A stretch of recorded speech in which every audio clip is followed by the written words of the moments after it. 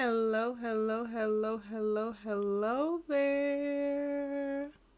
Hey y'all, welcome in. It's your good sis, you let her talk TV with, coming to you with an impromptu live to discuss All American. I didn't even realize that I would be here at this point.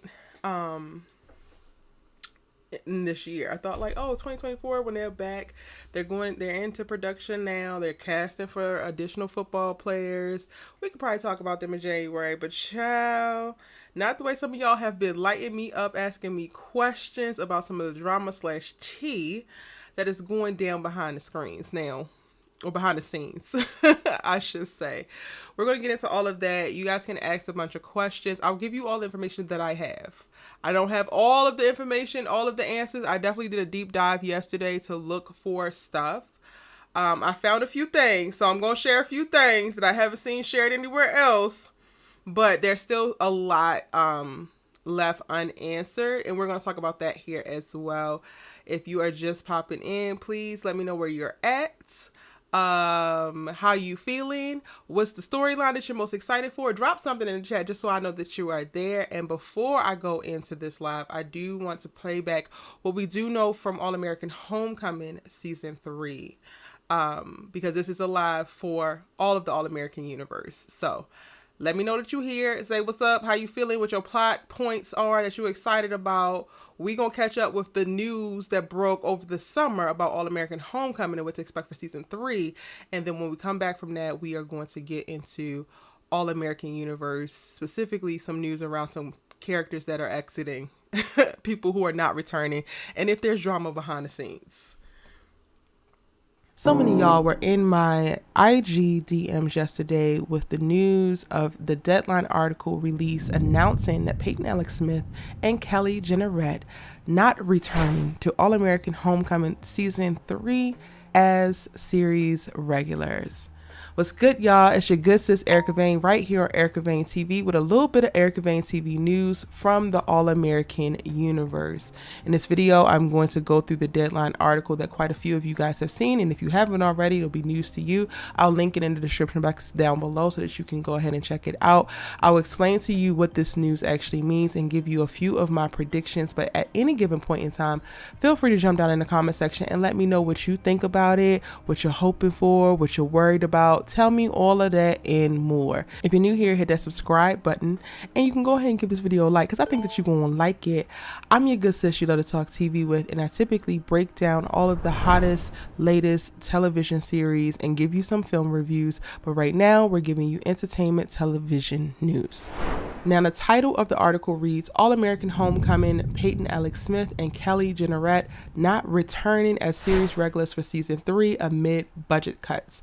And basically, the article is announcing that Jeffrey Meyer, who stars as Simone Hicks, Sylvester Powell, who stars as JR, Netta Walker, who stars as Keisha, and Mitchell Edwards, who stars as Cam, will all be returning as series regulars, and we can probably expect to see them in all 13 episodes. If you didn't know, All American Homecoming was renewed for season 3 with a shortened season load in 13 episodes, but All American, the original, is also only getting 13 episodes as there's been a little bit of a shakeup over at the CW since it's 75% of it was acquired by a Texas-based media company called Nexstar. So they're making huge cuts. Only 4 series from the original CW slate made it to next season. They are pulling for a lot of non-scripted things, and what they're doing behind the scenes is really trying to scale down the budgets for their programming in the hopes of making the network a little bit more profitable.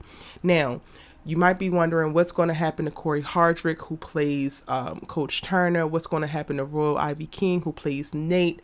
They are both still series regulars as well, but it's listed that they will likely appear in fewer episodes. So they might not be in all 13 episodes. They're probably going to be in anywhere from like 8 to 10, but they're still part of the main cast. Now, what does it mean that Peyton Alex Smith and Kelly Jenneret are not returning as series regulars? That means that they could be returning as reoccurring stars. It means that they could drop all the way down to being co-stars, and in a little bit I'm going to explain to you which each level of those things actually means. But what I want to point out is in this article it says that part of this was like a choice. So Kelly Jeanneret with her team made a decision to reoccur rather than opt for a return as a series regular on reduced episode guarantees. So they probably offered her the same deal that they offered like a Corey Hardrick, and while he accepted it, she decided not to. And that might be because of the prospect of other projects. Now, it doesn't actually say that Peyton sat with his team and decided not to return in this way. But part of me feels like maybe he has something else on the horizon. Maybe he has booked something else. So All American Homecoming has already gotten a very, very late renewal notice. Like they were literally 66 days outside of the final episode premiere from season 2 before they even got announced to be returning or to be renewed. And typically when you think about these actors and their contracts, you would know before the end of a season if you're actually getting renewed. And that's something that your agents and your managers actually need to know, because they're going out and they're trying to find you additional auditions or additional opportunities to be able to get you to maximize your time. While All American Homecoming and All American are tentpole shows for their main stars. So like Jeffrey and Peyton were the leads of this series, and this is the main thing. Based on the timing of their schedule and when they're actually shooting, their agents and managers could go and negotiate other things. They could go and do a short film. They can go and do a feature film. They can go and do a co-star here. They could go and do something else there. So part of me is thinking that Peyton is not returning because he has something else coming down the pipeline, that he doesn't actually want to commit to Homecoming in this way. Now that it is getting a reduced budget, we don't know how that's going to impact the storytelling that the writers are going to be able to do next season. I could see that there's probably going to be a ton of studio restraints. You know, I've spoken about this in my season 2 breakdown videos, where I feel like when we start to see the story take a little bit of a tilt and a turn and become least interesting and gets a little bit too much of a mirror for All American, I really felt like that was the studios doing, and them actually pushing for the writers to incorporate things that they felt like worked really well on All American. And again, y'all, this is literally my speculation and my interpretation. None of this is facts. None of this is confirmed. I have not interviewed with anyone to, you know, back up anything. I'm just telling you guys based off of like what I'm thinking in reference to this. And to see that Kelly sat with her team and made a decision not to return as a series regular versus her being reduced by the studio, I'm thinking that Peyton could have did something similar, just based on what options he currently has on the table, what scripts he's currently reading, what projects he's currently considering. And then honestly, based off of where they're taking Damon's character and how towards the end of season 2, with this diminished role and this focus on Simone Hicks as the end all be all versus all of the layers and nuance that they gave his character in season 1 and the first half of season 2, I could totally see if Peyton was just uninspired by where he felt like his character was potentially going to go, and he wants to go and explore other things. Again, this is just my speculation. We're just sitting here talking about it because we friends and we love to talk TV. Do not quote me on it, but that's what I am thinking. I'm thinking that both Peyton and Kelly have decided to not actually walk back into the space as they were, and I think that they were only able to do so because they probably were outside of the hold agreement time. So the fact that the CW did not actually renew them immediately or during season 2, that also cost them in reference to being able to lock certain actors down. Like without a renewal notice, without a renewal announcement, you can't actually hold on to talent because that will stop them from going to find their next job. So I think that, you know, the CW and Nexstar taking forever to renew Homecoming also put them in a position for Peyton to not, or to have the option to not return in the same capacity that he was. Now, the big question is, or actually before we talk about the big question, let me go ahead and tell y'all what you need to know in reference to what it means to be a series regular versus reoccurring. So a series regular is a principal actor, part of the main cast, and they're contracted to work on the show for a period of time. Typically throughout the whole season, they're pretty much in every episode of every season. A reoccurring actor appears in multiple episodes over the course of a season or over the course of an entire series. And these actors can be under contract for a specific amount of time, but sometimes it's also negotiated based just on storyline. Below recurring, there are guest stars who are actors who appear in one episode, maybe two.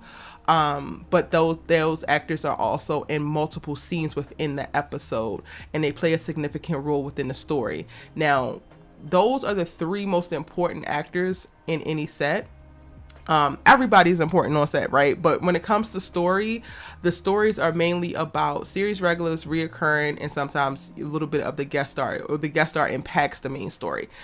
Below guest star is a co-star, and they are characters who have a limited number of lines and are typically only in one or two scenes in only one episode. So I don't think that Peyton or Kelly are going to be here. The article is pointing to both of them coming on as reoccurring stars, at worst maybe guest stars.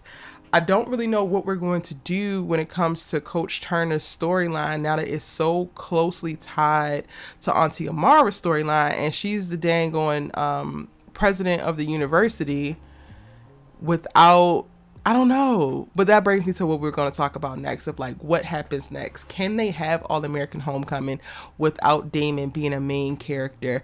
And my first thought is no. I ain't even gonna hold y'all. Actually, I'm going to play y'all the audio from a voice note that I sent to my group chat when I found out, because they sent me the article before I got to see that all of y'all sent me the article as well.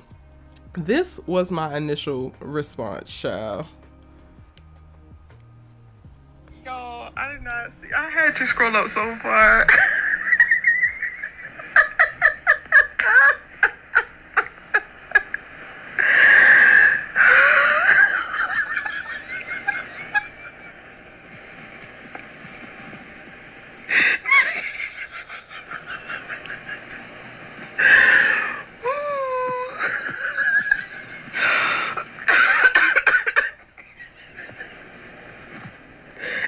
Show without Peyton. The fuck are y'all talking about? Yeah, y'all, that's it. That was my very, very initial response. And I'm kind of still on that wavelength. I'm just like, what are we gonna do now? We just gonna watch Simone for 42 minutes an episode for 13 episodes? I love Miss Mamas, and she gonna give a look, but she is worth some. But if Peyton is dropping down to just a reoccurring star and he's still going to be in about 8 to 10 episodes, we can get away with that, y'all. We can make that work. We can go ahead and make that shake. I definitely think that they're going to expedite him going to the MLB. He done came, saw, conquered, did what he needed to do. He done found his real daddy. He done got closer to his brother. He done fell in love too many times. And now he's ready to move onward and upward, I suppose. The win, because, you know, a win is a win, and we were talking about this in the group chat as well, is, well, now that he's not a main, maybe Simone can't choose him. Since they want to be trading Peyton off the team, Simone can't pick him, y'all. I don't know. I definitely understand why so many of y'all have great concerns. I just could not stop cackling and laughing because it felt like a joke. And the next morning, in processing it, I'm much more calm and much more like, okay, I'm still going to tune in. I'm still going to watch. I'm very, very curious as to what they're going to cook up in reference to storylines and how they're going to have this play out.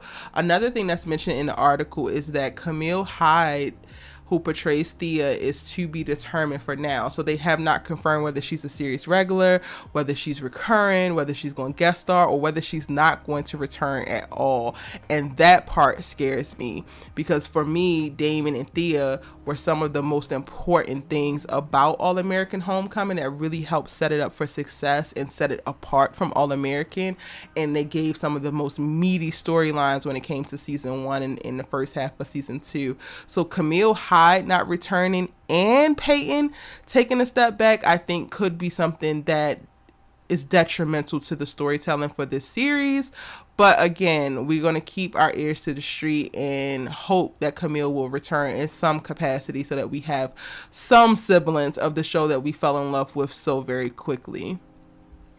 Now, if you have any other questions about All American Homecoming, about the news, let me know in the comment section down below or shoot your good sis over a DM. You should be following me on any social media platforms, and y'all know we got a plethora as of now. Yes, I'm on Threads because I don't know what the hell Twitter got going on. At ericavane.com, all spelled out. It's linked in the description box down below to make it easy for you to access, as well as, again, the article is there for you guys to read. I cannot wait to talk about this with y'all in the comment section. So let's go ahead and head there now and talk it up.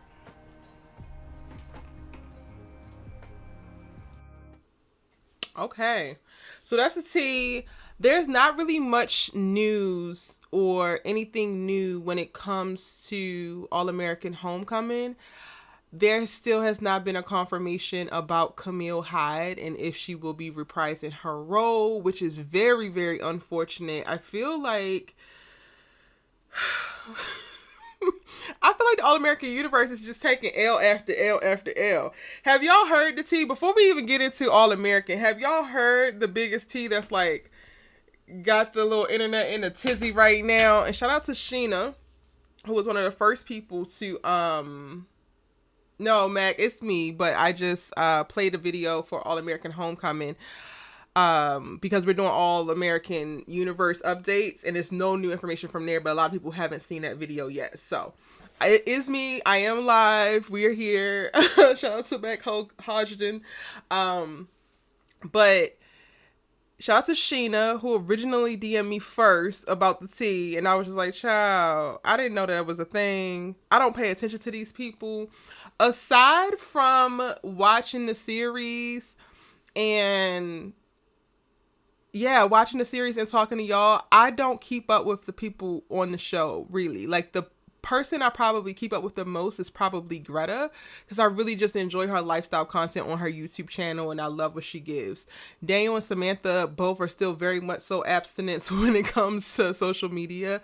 But even when they do post, like when Daniel posts, I kind of have like found myself not engaging just because the fandom it's a real turnoff for me. So when this news rolled out, I was just like completely in the dark, and I was really trying to figure out how I'm going to communicate it to you guys, or how I'm going to talk with you guys about it. Because when I started to do my own research, I started to come up with things that like really turned me off from this person. But I don't want this to become like a bashing session or anything like that. But I do have different feelings about this particular person now that I have looked into who they are and what they're about and what they're currently doing versus me being in the dark before. So if you're unaware, yes, Shari is right. Hunter was fired. Hunter Clowdus was fired or let go. I don't know if it was like officially fired, but he confirmed that he would not be returning to the show recently on Twitch. Now, there's a ton of like misinformation circulating around when it comes to this particular story, or this like breaking news about him not coming back to reprise his role as JJ. When I first saw it, I thought that it was, oh, he decided not to come back. But when I watched his Twitch stream and paid attention to the language that he was using, and then when I came across the screenshot of the comment that I put in the thumbnail for this video, and I will actually bring that up on screen right now for y'all, so that you can see it and read it a little bit clearer.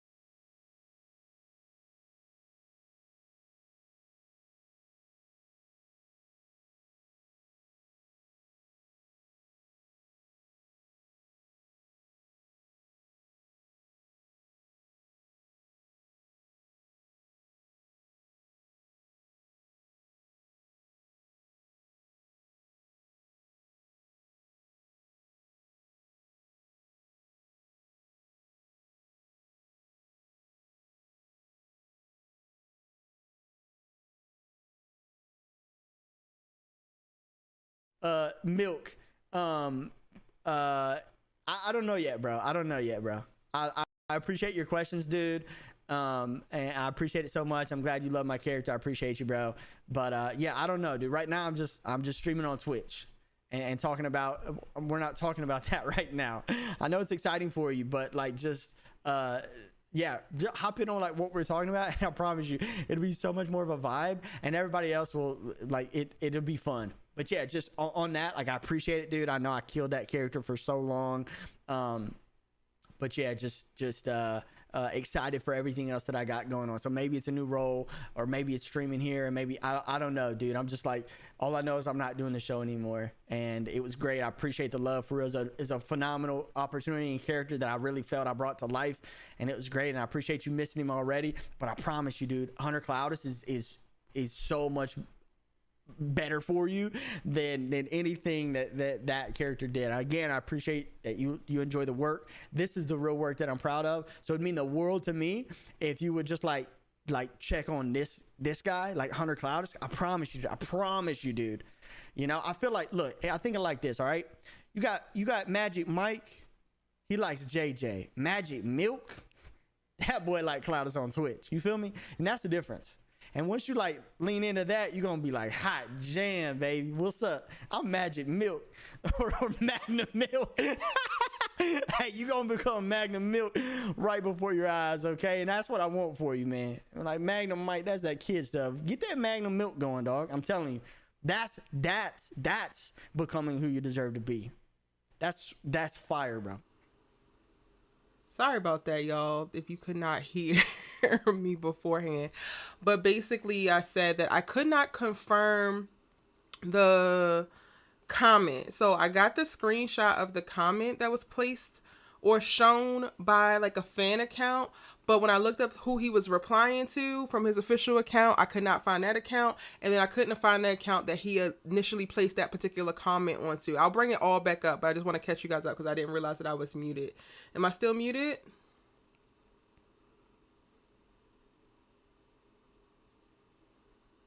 Let me know if I'm still muted, y'all. Okay, you hearing me well. Perfect. I'm so sorry about that. So yeah, like there's a 3-hour stream, and honestly, y'all, there's a bunch of other accusations against him in reference to him saying things that people felt was like inappropriate. But this is like within the first hour and a half of his stream, and I did not finish the last part of his stream, so I'm going to be looking into that more, because there are people accusing him of like being rude and being homophobic in response to like the announcement of him not being there anymore. But that is the only proof that I have been able to find that of him like directly addressing it, like from his mouth. Like you can definitely verify. A lot of other stuff has come up of like fan accounts reporting that this was said and this was done. And it's like, I'm a big where's the proof person, because you could really ruin somebody's career and mess up and just add their name into conversations to create narratives that just aren't actually there. And with the All-American Universe fandom specifically, because I have experienced a lot of the toxicity and the drama that can brew in there, I wanted to be super diligent in making sure before I said anything about anything or before I showed anything that I got as much evidence as I possibly could, so that I was only presenting facts. And then when I do speak from my opinion or things that I don't know, you guys know that this is an opinion or this is not actually confirmed or denied. But with that being said, the video that I just played, and I can play it again if you're just coming in, there's a bunch of people popping in. It was a short clip from Hunter Clowdus's Twitch stream, which he has, and his profile, if you want to follow him, is Clowdus over there. Where he addresses one of his subbies who asked him like, does he have a different role? Is that why he left All-American? What's going on? And then he just basically replies like he killed the role and all of that. But he's focusing on where he's at, and right now this is it. He's twitching. He's streaming on Twitch. We'll see. In that stream, he also mentions how he wants to eventually play a role of like a Marine or like some army man or whatever and get real jacked. So he does talk about that in the live. But most of that Twitch stream was really just him pushing his mentorship program that he has, pushing that he's now a motivational speaker. And y'all want me to play it again? Mrs. Science says Michael alluded to in a live that he had difficulties with a cast member last season, and this was the first time. Ooh, I wish I had that live. Like, y'all gotta like tag me in things. When y'all see something, tag me in it or try to send it to me if you can so I could try to grab it.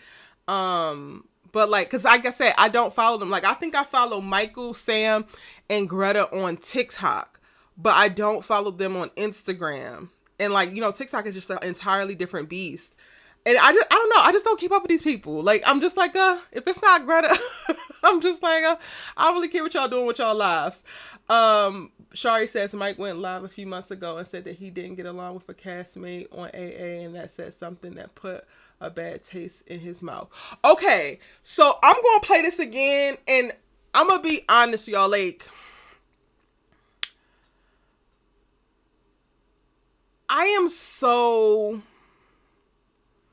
invested in just wanting to be a genuinely good person and not performative and not like, and sometimes I feel like my negative opinions and negative feelings, even if they are organically cultivated, I'm like, oh, you can't have that, because are you actually a good person if you think negatively about this? And it's like, yes, because not everything is going to be perfect. Not everything is going to make you feel all warm and fuzzy. And y'all, I watched this stream and another stream. Like, he went live yesterday, and I was just trying to catch myself up on him and like get clarity, because there are very serious accusations against him. Like, one thing that's swirling that is not confirmed, I do not know this to be true, but one of the first things that really stuck out to me was that he is no longer a part of it because they wanted to make his character bisexual, and he wasn't okay with that. So I've been looking for information of like, well, where the hell is the proof behind that? Like, what's going on?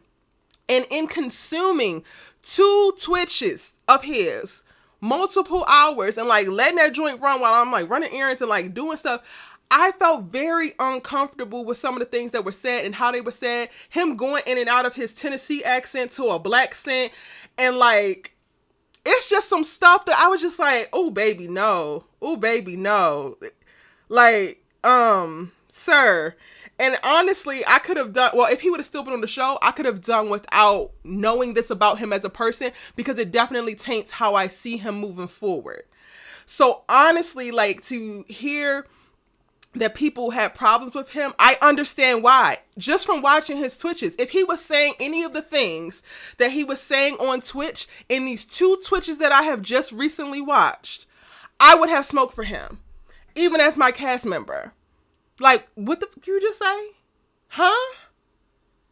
And I don't know him from Sam. I have not met him. I'm not saying that he's a horrible person. I do believe that we are in a space right now. He's 32 years old, and maybe he has like a little bit of a delay in like finding himself and like creating his identity or whatever that looks like. He's going through something over there. And the stuff that he's saying, baby, I ain't too keen on it, but I'm gonna go ahead and run it back. I'm gonna play it again because I know y'all said y'all wanted me to play it again. Hey, Jess Danielle, welcome in.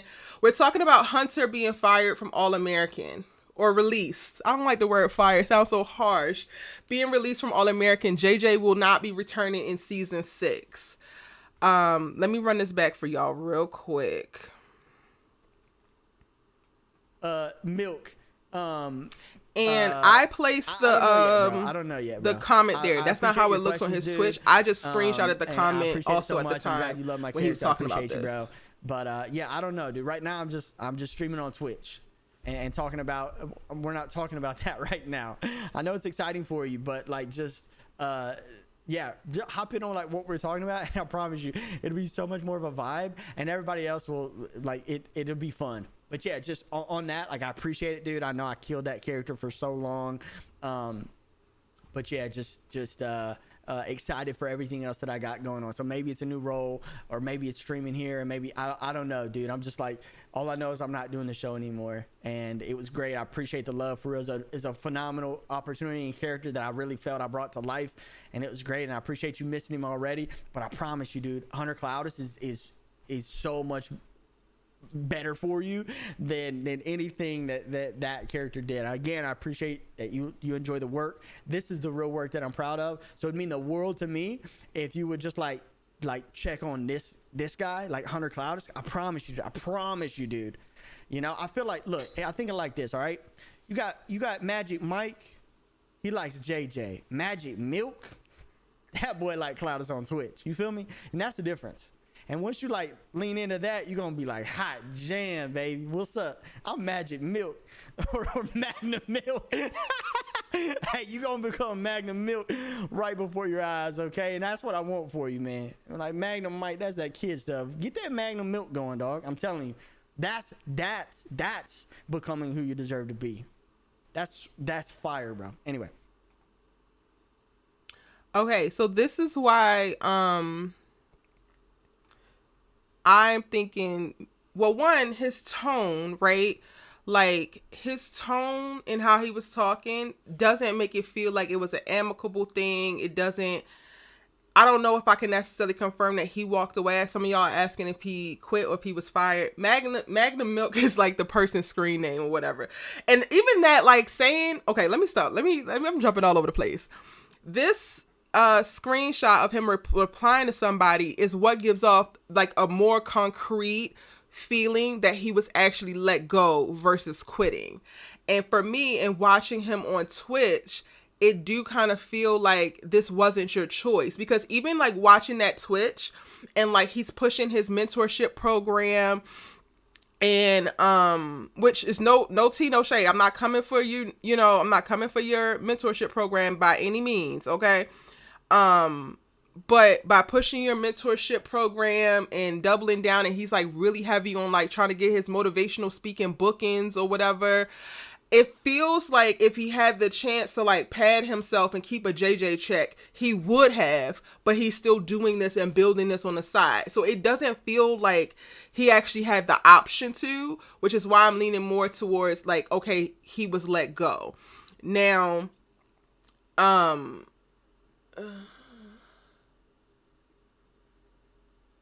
somebody else said something and I almost lost it. Oh, Magnus Milk is the commenter.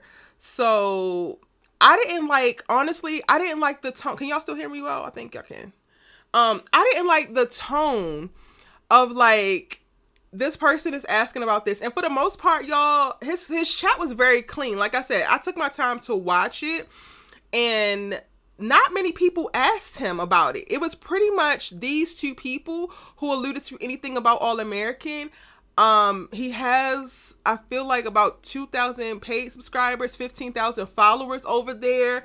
I was watching the replay, so I wasn't able to see how many people were in there live, but the chat was actually moving because the live replay of the chat shows you like what it would have been like while you were on there. And most people were not asking him about All American, but like him having a tone to this of like, well, once you stop asking about All American, that's kiddie things, that's child things, then you'll level up. And it's just like,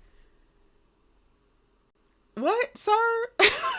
Like, plenty of people are watching the show, not just children. However, I do understand that their freaking fan base, at least the toxic part of the fan base, definitely gives like children.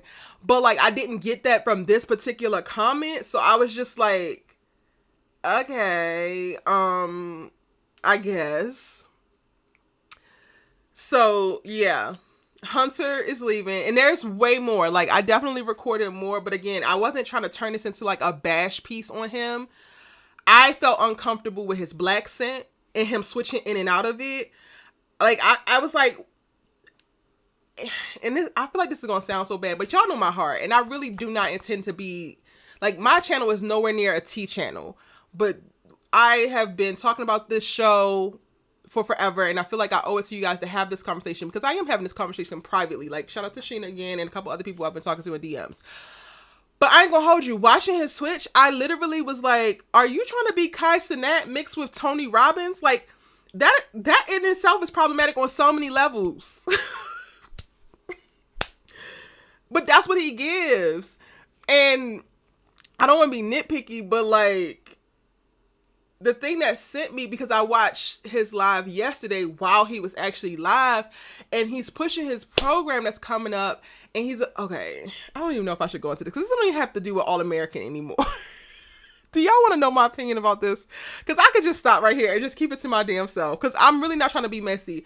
However, all I needed to do was watch 2 Twitches, and I could understand if there was any tension with any of the black cast on the show with him. And it's just by existing and let him talk. But I appreciate, like, I see in the chat, let me take this down real quick. I see in the chat that Playing for Keeps says, I met Hunter before the pandemic. We were both in a panel for a summit. He was actually really kind and well liked by those who never heard of him. I don't put that past him. Like, he seems like a very charming guy. And somebody else said they met him or they hope that he is like good. I would not have, I was very surprised at how my feelings shifted for him very quickly just by listening to him talk. And this is, again, not to say that he's a negative or a bad person, because I'm not saying that. I cannot confirm that. I've never met him in person. However, listening to him, there was a bunch of problematic takes that just were jumping off of him. Like, even the jokes that he was making, like, he made a joke, and again, he apparently went live on Sunday. So this is Thanksgiving weekend, right? And this might get super meta for y'all, but you asked me to say it. Some of y'all said stand on business and drop it. One of his jokes was like something about tears. I got you crying like tears. Oh, but not the Trail of Tears though. And I'm like, it's Thanksgiving weekend. The Trail of Tears, like, is something that points to the massacre of, like, indigenous people. This is not funny. It's not funny, babes. Then there was another part of it where he's like, because part of this program that he's pushing, and Lord, if he ever hears this, I'm gonna stand on business with it. Like, Hunter, you could email me, you could call me, you want to have a chat, you want to clear it up. I have no problem with doing that. However, this stuff read problematic to me, and I, again, have not watched your Twitch before this, have not went to your Instagram, aside from JJ, and actually feeling like JJ deserves so much better. Like, I literally had a video in the chamber all about JJ and how they can redeem and do JJ right in season 6. And now I get to scrap that video and all of the work that I did, and now what I wanted the storyline to be, because he won't be there no more. But anyway, there's this other thing that he said, because he has this program that he's launching to his followers, right? And he said, I saw 75 hard, which is basically you work out for 75 days twice a week. You stick to a diet plan. You read 10 pages of a book. You drink a gallon of water. That is bare minimum, right? And I think you sleep 8 hours a day. Those things are the bare minimum, and that's called 75 hard. In a way to, like, do his, like, motivational speech or whatever, he's like, but I don't understand. What's so hard about drinking water? That shouldn't be hard. So I'm changing it. It's called 75 standard. That's the standard to drink water. It shouldn't be hard to drink water and read a book. And I'm just like, how out of touch do you have to be to come for something that's so very well established, like 75 hard, and then basically colonize it, rename it, because you feel like people should not be looking at it as harder than what it is. But the people who are typically doing these pushes and these challenges are regular ass Americans who are working 2 and 3 jobs, who are experiencing inflation, whose rent is too damn high, whose groceries are too damn high, who are really trying to find time to do one workout, let alone 2, who have a hard time finding time to read 10 pages out of a book. And yes, they might struggle to drink a gallon of water a day because they're on the go and they are more readily able to reach for coffee because they're trying to stay the fuck awake. And they definitely can't prioritize 8 hours sleep because they might also have kids. Like, I was listening to him rip this program to shreds, and I was like, but why don't you just create your own thing and not even reference it? Why do you need to shit on it to basically prop up what you're going to now say that this is the bare minimum and the standard?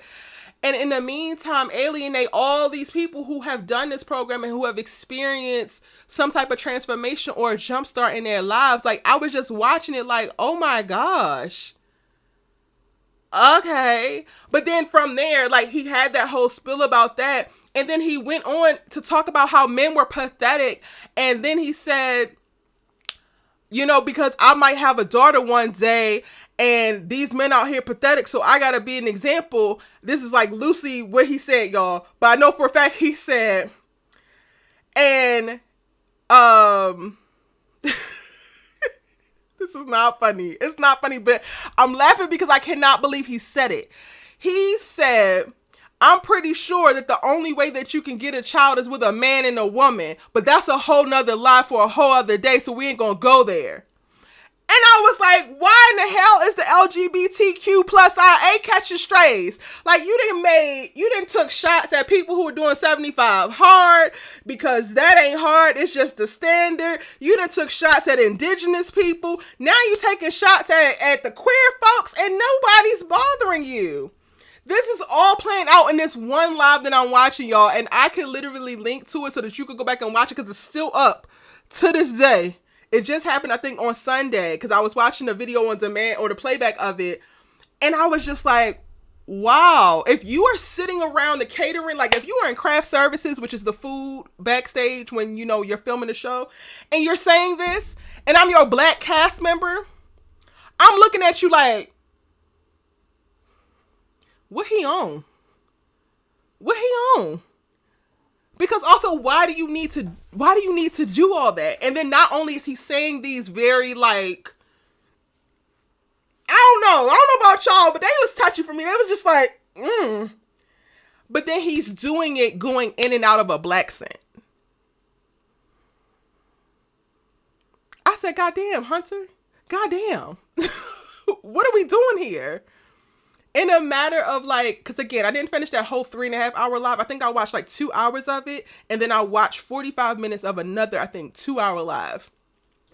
In a matter of those 2 hours and 45 minutes, I was like, I'm good on Hunter Clowdus. I'm good on him. I'm good.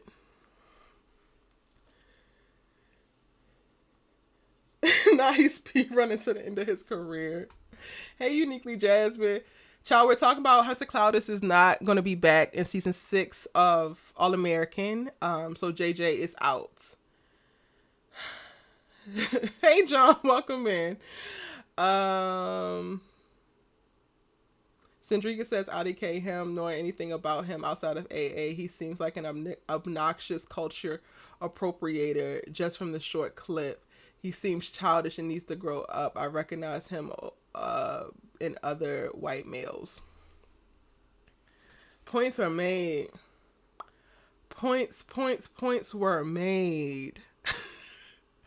And I mean, if y'all are feeling froggy, go ahead and go over there and watch that playback and tell me what you think. But that's what I took from it. But I'm also aware that I'm a very self-aware, emotionally intelligent, tapped in person.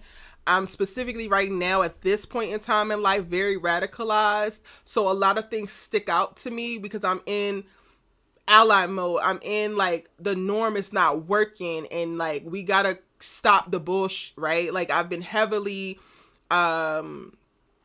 standing in support of Palestine and in the Congo and Sudan and like all of these things that's happening around the world. So I do think that things stick out to me a little bit more, but I was very much so uncomfortable with it.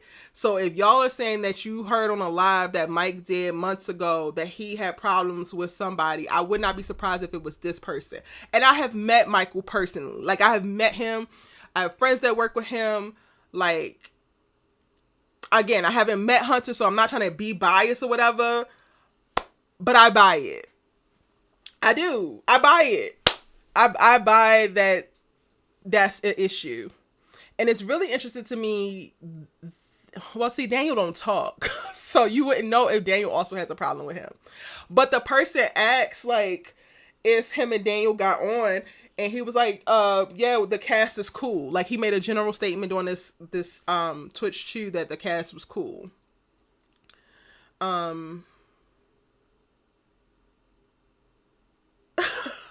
Erica, I'm sorry I didn't tell you I was doing this.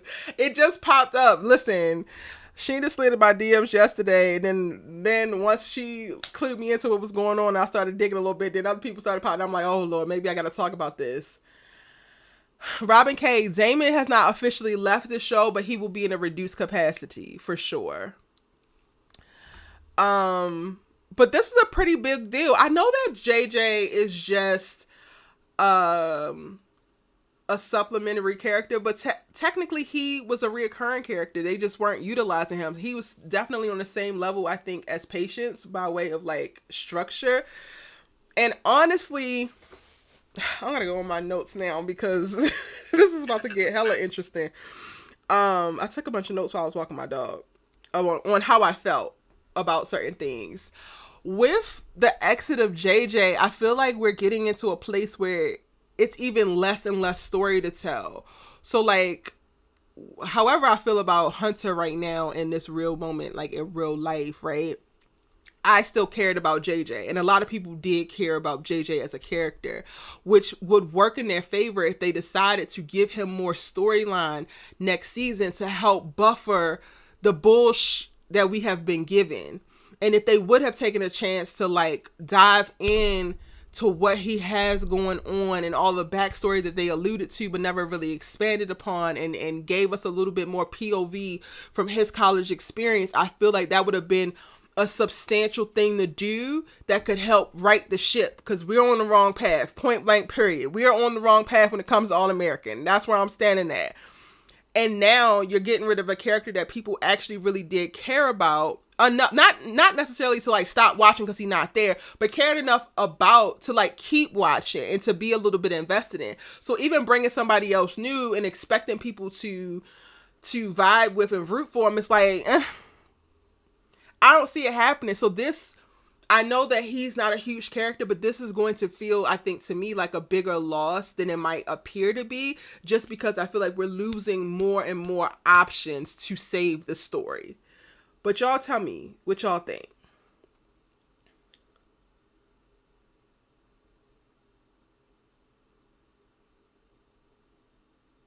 CJ Harris, you want more on who? What's worse, Billy's death or Hunter? Oh, Billy, for sure. I don't even think they're going to kill JJ off. I think that they're going to have him transfer or drop out of school.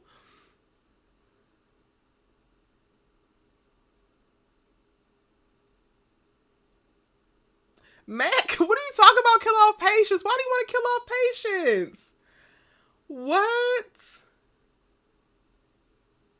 I personally don't know what the issue is with Michael, but quite a few people in the chat, and you can scroll up to see what they said. They watched lives that Michael did, and he alluded to having an issue with a castmate. So that part we're literally speculating. That's not confirmed, y'all, just so we know. Should they recast or leave it alone? Leave it the hell alone. There is no new JJ. I'm not saying JJ was saving the story, but JJ, for me, if I was to get hired, JJ would have been a part of my plan to resurrect the show.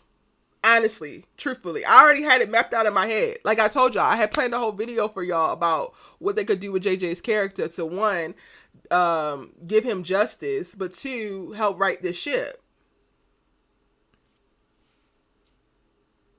Now you tired of Patience singing. I can't. I think that JJ storyline getting better, and y'all not gonna like this. And I'm actually giving away a video I was gonna do, but at this point, it don't even damn matter, honestly. At this point, I had a video planned to talk about the character that I felt like needed to die so that this show could survive. Do y'all want to guess who the character is? And I hate the idea of it because I know some other like people who have created it with more malicious intent. This is not with malicious intent at all. I promise you. It's literally to save the story.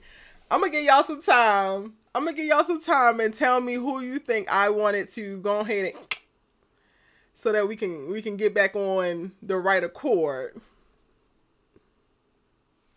Go ahead and drop it in the chat, y'all. This is fun. I missed y'all. Come on, my All-American peoples.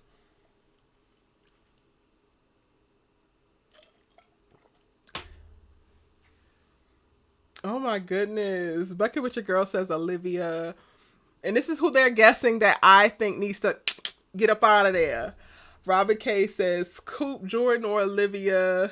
Alexandra says, I know. Who is it? Sandrika says Tamia. Brittany says Olivia. Erica James says it better not be Layla. Not okay, Robin K. You guessing every damn body now. You gotta pick one or two. Dominic, you probably already know because I feel like we might have talked about this already. Kimberly Felder says Liv. Robin says Coop. Alana says Liv. Jasmine says JJ. Angela says Olivia. CJ Harris says Coop. Tripstar. VPR says Olivia. Anybody else want to put their last guesses in?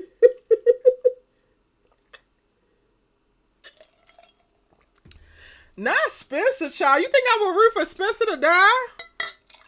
To save the show? Woo. I don't think that ever even crossed my mind.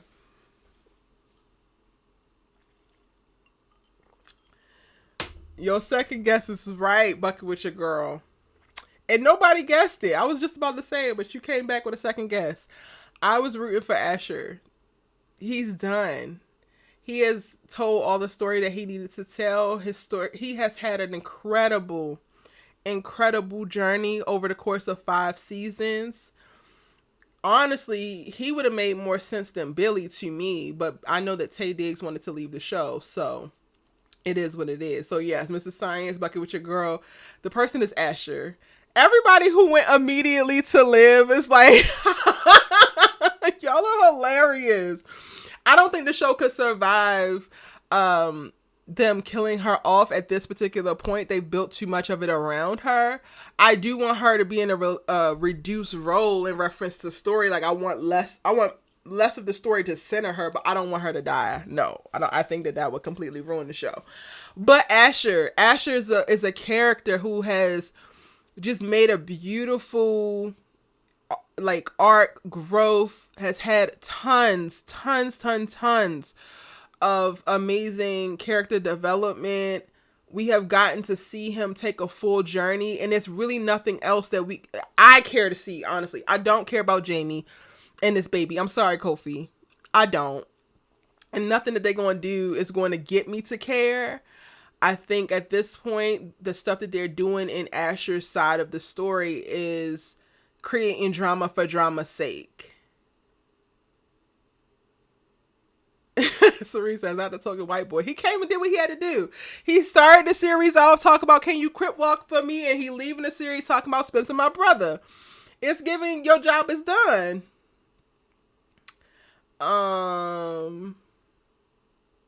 For me, that would be my plan. If I would have gotten hired, right? Let's say that I would have proposed one, JJ got stronger story, that we killed off Asher, that we pulled Olivia back, that we centered Spencer again.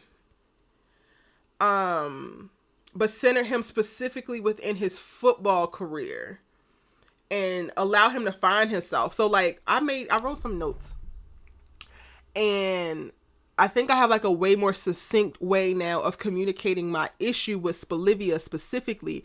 And it's really because over the course of these last 5 seasons, we've watched Spencer basically lose his autonomy and his identity in this girl. And I don't think I like that for any character. So like to see Spencer in season 5, he basically is Olivia's boyfriend. But he started out the series as a angry, strong-willed, hard-working student athlete vowing to get himself and his family out the hood. And now we're like trudging along in the series as he's this lovesick puppy dog for Olivia, and not much else matters. It's whack. It's really whack.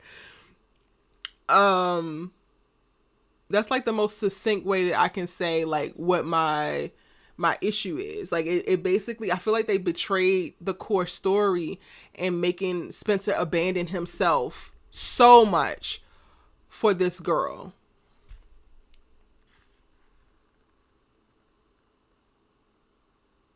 Oh, Kofi's not having it at all. So when he watches replay, I want him to know that I love him deeply, and like, it's not a bad thing for Asher to go. Like, it's like he literally won, and now he graduated on. Like, he's just above us now. He's above all of this now. Like, he could go on to the next thing that he's gonna slay and be sexy in. That's it.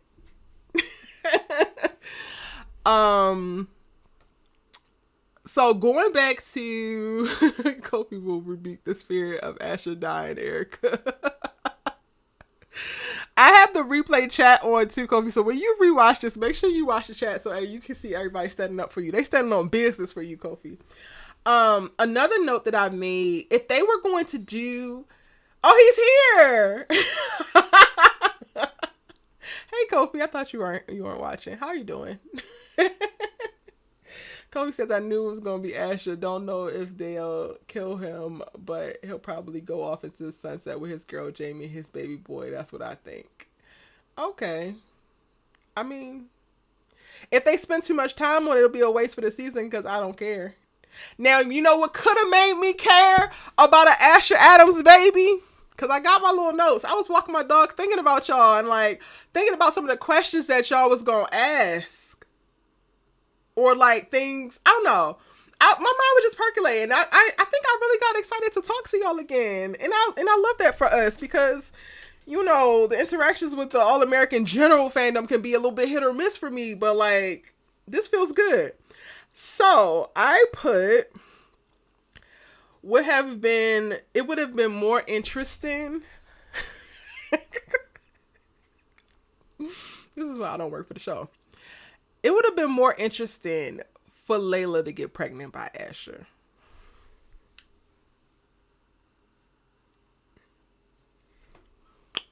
Tell me what you think.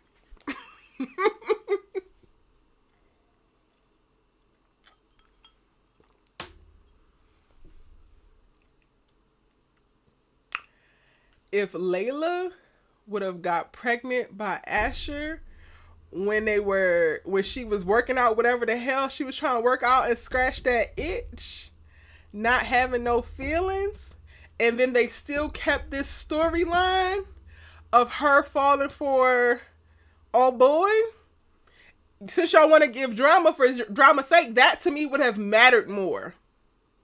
That would have given them so many places to go. Will she keep it? Will she not? She don't want to be with this boy, so is she gonna keep it? She's falling for Jordan. Would Jordan want her to keep it? Would Jordan even like her? Like, would Jordan give it to his? Like, there's so many places to go there.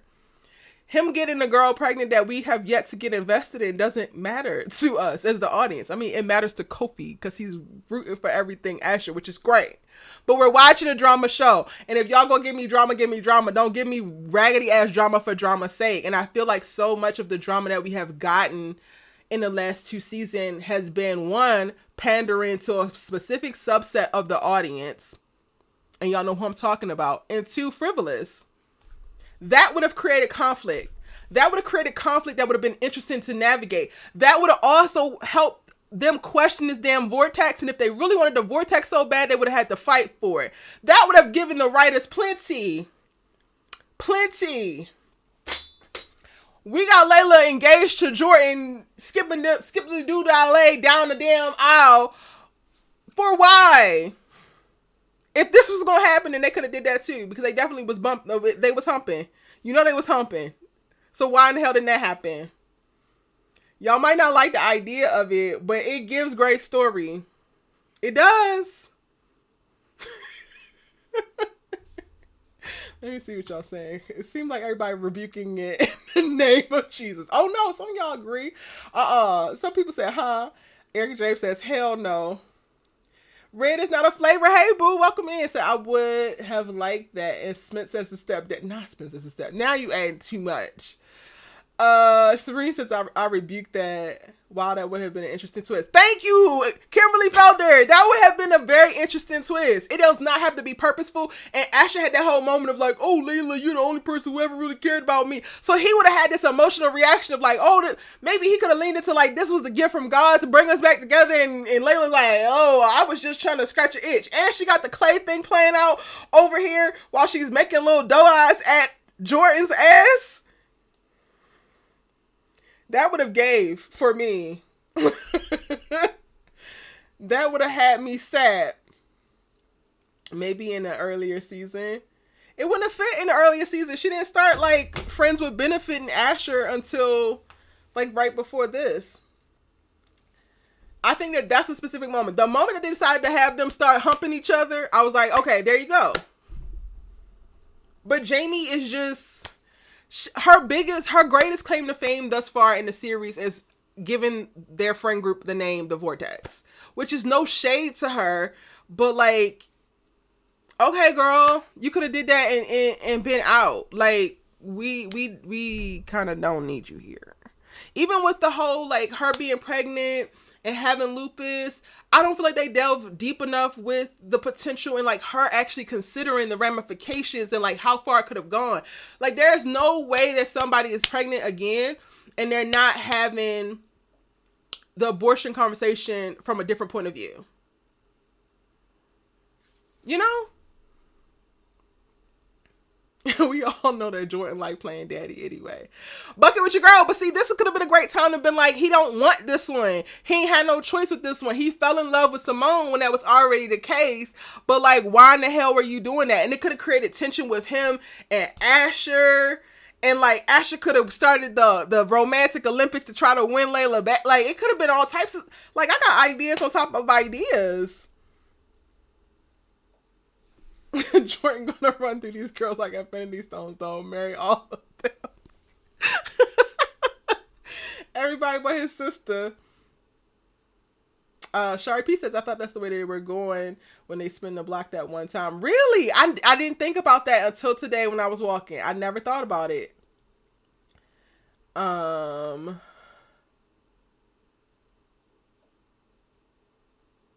Kobe says, what? Oh, you're here to cause chaos.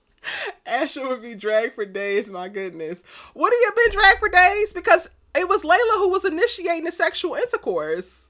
So why would we have dragged him for days? Child, it seems like they have given up on our baby Clay. Y'all, I ain't even gonna hold you. It seems like they have given up on our good homie. Kimberly Felder says, I would have rather her be pregnant by Spencer than Asher. Now that would have been drama, especially when Spencer wanted to be with Olivia. Yeah. I don't know if we would have, well, when they first got back together, maybe that could have been that. But if that would have happened, I think I probably would have stopped watching.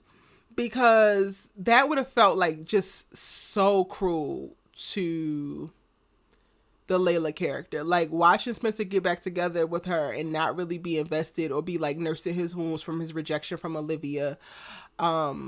And then her carried the way that she did, and then them treat her the way that they did, only to get basically like it to all come out and they don't get together right away. But then Layla turns up pregnant, and like, not only did you shit on her as a person, as a woman who cared deeply about the both of y'all, but then she's pregnant, and like how 10 times more hormonal you are and how deeper the feeling. I would have been pissed.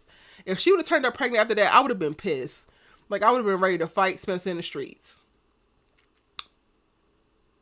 Y'all just trying to give her any baby. I was just saying if we were going to get an Asher baby. I didn't want Layla to be pregnant, period. But I feel like it could have been great conversation if she was going to be, if it was Asher's, if they wanted to give Asher a baby. Or at least have the conversation about it.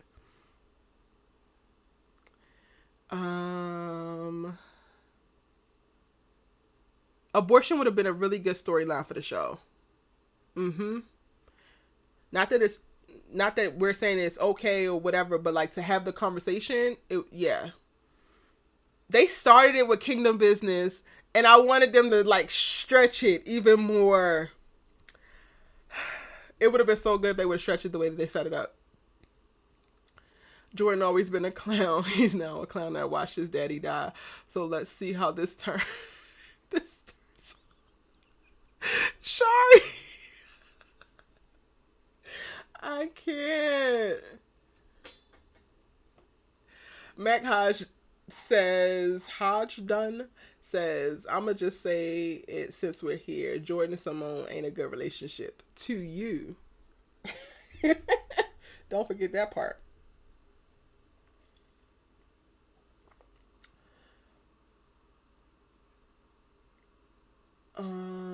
Playing for keeps says, I love Jamie, but I don't think that she's going to live to see her baby. I think they will bring the lupus story back with a vengeance. Wow. Now I don't feel as bad for thinking what I thought. I didn't think that the baby was going to make it. But y'all, you think they're going to take her out? Jeez, that's going to wreak havoc on Asher.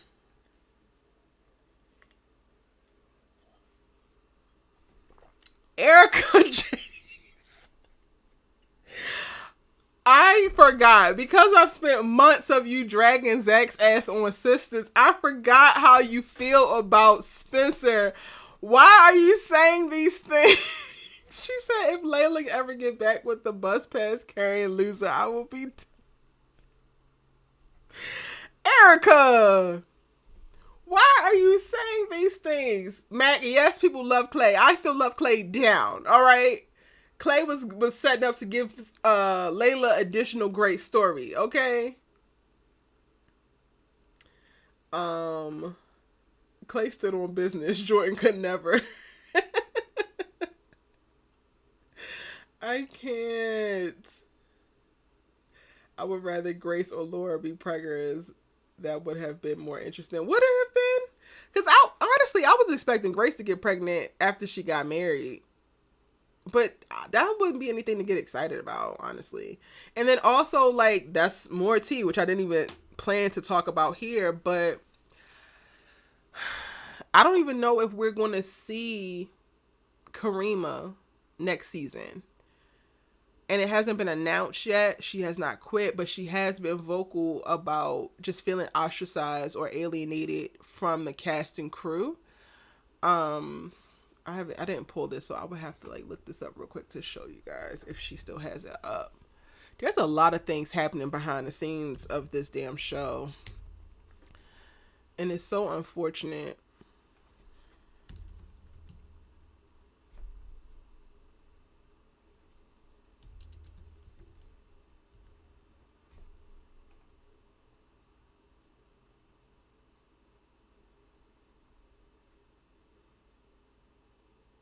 Oh, did she take it down? Look like she took it down.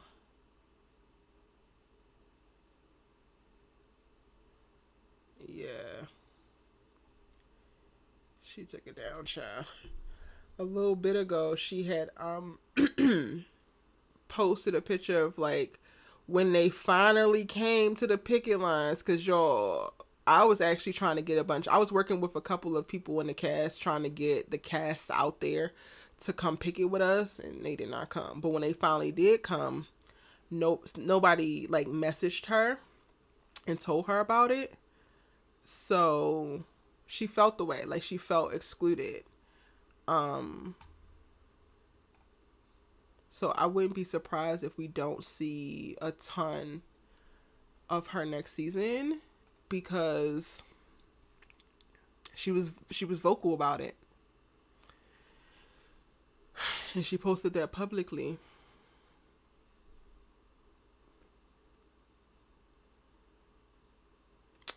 Sharpie says, at this rate, I don't think anyone else is dying. People may just start gradually leaving, or everybody going to the series finale. I don't know. One of the things that that like is circulating is that Hunter also said, well, the show is not going to make it much longer. So do y'all think that they're getting canceled after season 6? Because I don't necessarily know if that's the case. The way that it seems like the CW was moving and structuring, even though I do want y'all to tell me y'all's thoughts. So, like, I'm going to keep talking while y'all write it. one, when All American premieres, it don't look like All American Homecoming is going to premiere with it. I think they're going to stick to what they had planned for this fall schedule. And initially, they had bumped Homecoming until like winter, because they would have an All American premiere in its regular spot, and then they acquired 61st Street from AMC, and that was going to run at 9 o'clock and take All American Homecoming spot. And it feels like in April, which is when they're slated to return, which that's not confirmed yet. The Hollywood Reporter just reported that maybe about a month ago, and it's not like set in stone, but it was apparent that the CW was eyeing for the show to come back in April. When it does, they're still expecting for 61st Street to be in the 9 o'clock spot behind All American.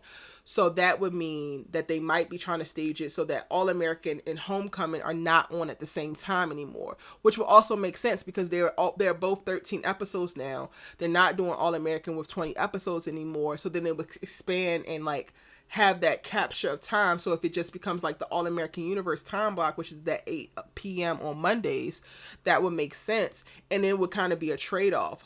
I don't necessarily know. Like, I think that there's plenty of arguments for the show to be canceled after season 6 if they can't get it together and find their footing. Now, the Nexstar has acquired them and has downsized and done a bunch of things. But when you think about it, with reducing both shows to 13 episodes, and if you are running them in the same time frame, the time slot, but like in different seasons, then all it's doing is it's basically like you just shrunk both shows down into one, but it's 2 separate shows. So the budget is still about the same of what it would have been before, because you're paying a lot less for the original and you were already paying a lot less for the spinoff. So I could see All American making it a few more seasons simply because they have downsized it quite a bit, so it's not requiring as many resources as it was requiring before. And if Homecoming can find its foot in the season 3 and carry the audience, and they could get into a nice flow of like rotating the 2 shows, they could just be a really, really great stronghold specifically for the Black audience, because there's nothing else for us on that network. Not a thing. Well, other than 61st Street. But again, 61st Street was acquired by AMC. It was already on AMC. It's already like, that's not, and it's a different whole genre. Well, it's a drama, but it's like different plot, not sport. Like, it's just different. So I said all that to say, I could see All American going longer simply because they can afford to, and they don't necessarily want to nix all of their offering for like Black audiences at once, if that makes sense. I don't know how the CW audience is going to take to a show like 61st Street. I don't even know. Like, I'm glad that they acquired it, because I was really pissed when AMC canceled season 2 after they had already like filmed it, and like they didn't premiere it, but they wrote it off like as a tax write-off or whatever. I didn't appreciate it, because Aahc Ellis, who's like in what's the HBO show with Jonathan Majors and Journey?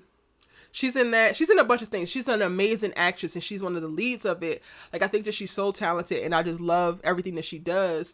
But it just didn't make sense to the demo that the CW tries to speak to for them to acquire that particular show, because it feels very mature. It feels very like you gotta pay attention. It feels very like we put a lot of work into this, and the CW gives very much so teeny bopper for the most part. Yes, Lovecraft. Aahc Ellis was in Lovecraft. She was in When They See Us. She was in a bunch of stuff. And she's leading 61st Street.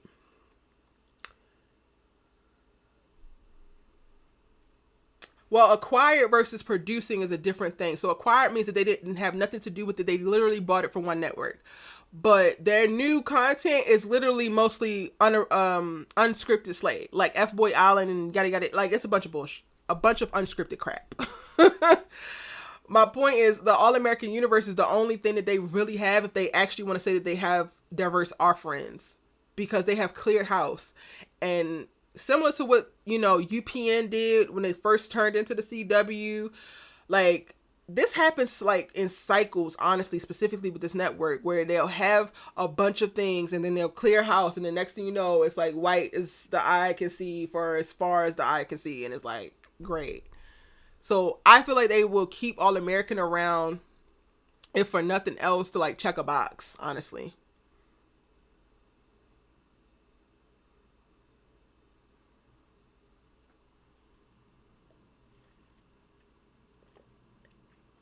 And if the specific like fanatic subset of the audience keeps watching, then they're gonna stay around. Okay, let me see what y'all are saying.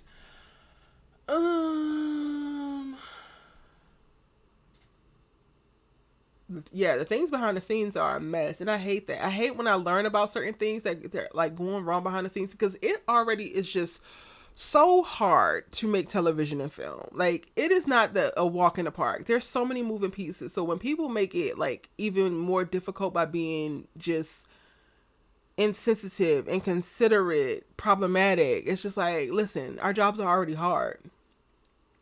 Mrs. Science says, yes, the actress who plays Grace, the mother of Spencer, sent out a post that she wasn't invited to go with the group to protest, and she felt like she had been iced out. She put that on her page. Yeah, but it's not there anymore. I need to check on her. I haven't in a while. I'll send her a text. Most likely there has been so many changes to the cast lately.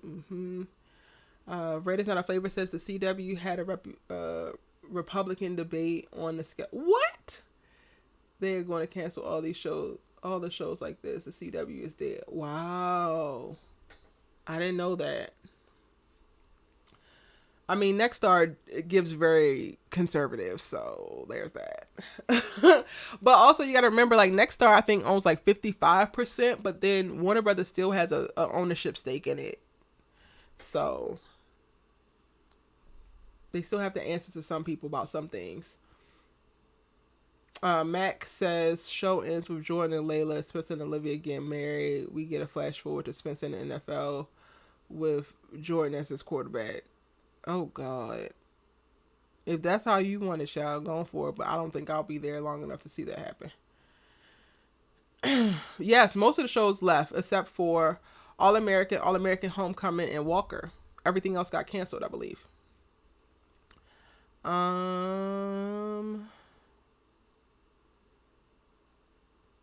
Y'all saying Spencer gotta go to the NFL in season 7? Why y'all think season 7 is gonna be the last season? They drug out Riverdale for however long, and y'all said that was horrible. Lawrence Report says, I think that actors want to try other projects as well. Just my opinion, though. They probably do. Well, they also probably want to secure some. And then also, y'all got to think about the climate. Like, they're coming out of a strike as well. So if you were keen to leave before and then a strike happens and everything gets shut down, certain things start to get canceled, then you less likely to leave a job because you don't have another job. Like, I'm curious to see if Peyton is still going to stay as a co-star and not come back and be like, all right, well, the timeline's a little bit different. I can come back in full. Like, I'm curious about that. I should probably ask. Right, I'm sorry. Right, Kimberly Felder. 13 episodes will give them more freedom to do other projects. Yes.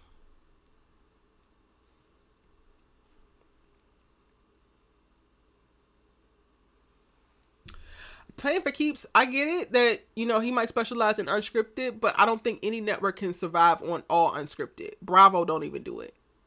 Like, they have a majority of it, and they're making a ton of money off of it, but they're still scripted things. And then also, you got to think about it. The CW ain't Bravo. They built their bread and butter and invested for years and built up these personalities. These little fly-by-night, whatever these shows are, they're not making no drops in a bucket. Like, it feels like if that's the case and you want to be unscripted, then one, you need to figure out your plan and do it a little bit more subtle and phase this in slowly, because one, you have to compete with E, you have to compete with Bravo, but then you also are producing shows that look like Netflix, but you're not Netflix.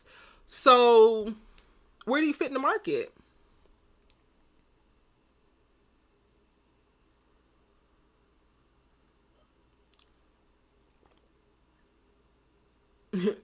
Robert K says, I hope Peyton stays as the main character. Me too, because Lord knows Homecoming is going to be a struggle to see where they go with it.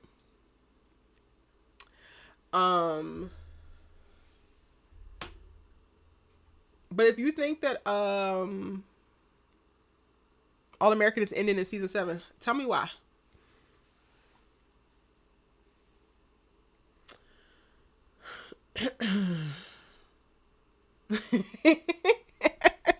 Bucket with your girl, why are you asking me that?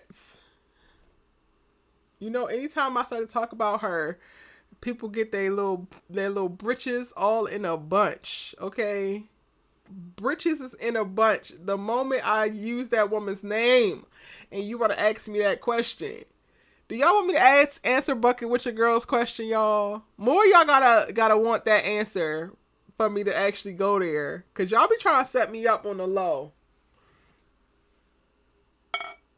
and you think I don't peep it? It's giving setup. Why y'all chime in and tell me if you want me to answer Bucket with your girl's question? Check the chat if you don't see Bucket with your girl's question. It's there. Okay, so Hunt is out, so there's no JJ. I personally want to see Asher exit. We know that things are happening behind the scenes and shifts are happening and some of the characters want out because listen, Tay left not just because they wanted to kill off Billy this season. Tay wanted to go. So that's clear. That's very real. Serene says I want it. CJ Harris says no way.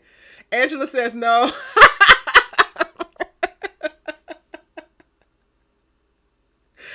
Right now, you got 2 people voting no, 2 people voting yes. Oh no, Kimberly Felder voting yes, so that's 3.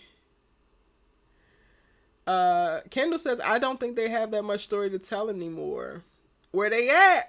They don't. I do have some ideas. Anybody else want to vote? Wonder if I should answer Bucket with your girl's question. Mrs. Science says we got your back. Answer the question.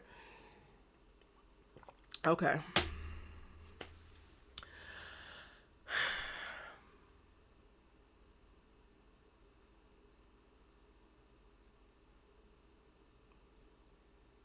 Alexandra, yes. Robin. Hey, Robin Boo, welcome in, yes. Robin K says I want to hear more about Homecoming. Okay, we'll go back to... Well, give me specific questions to answer about Homecoming.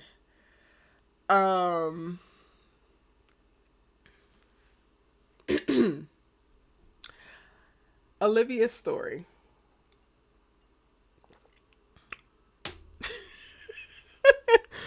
If written by me.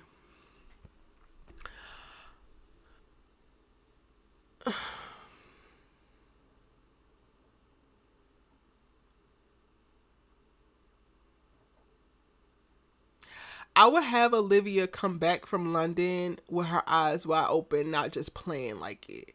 Like, I need her to shift out of the more performative activism bag and like really be about it in a way where she sacrifices herself before she sacrifices others. And she thinks heavily about that.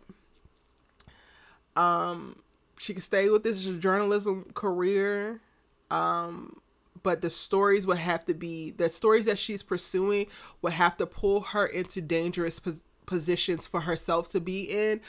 But she feels very drawn to tell them. So maybe she's going into the underbellies of like Skid Row and exposing companies that are dumping things down there, or like homeless people that are popping up missing, right?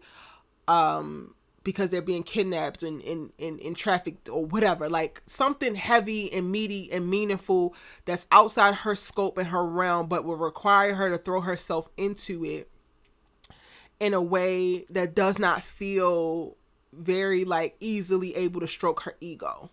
When it comes to this relationship, I would have her come back from London with her and Spencer in a relationship, but because they have put them in a place where he prioritizes her so easily, so readily, above himself, I would have that become what the tension is. So you have a girl who has now gone out, experienced the world, not only went to London, but maybe she like hopped about and went to different places. So like on the weekend, she went to Italy and she saw how people were being mistreated, how dark skinned or how African people were being mistreated as compared to her because she was able to pass. Like she just has all of these different experiences to draw from. and she realizes that she's not the fucking center of the world anymore. So Spencer placing her at the center of the world creates a natural conflict. I also would have her start to question everything that she kind of knew about herself now that she has these open, more worldly eyes. I would have her questioning her sexuality. I would have her questioning the things that she's like attracted to by way of the stories that she's trying to tell. I would have her almost go to a place of like rejecting the life that she knew because none of this is enough anymore.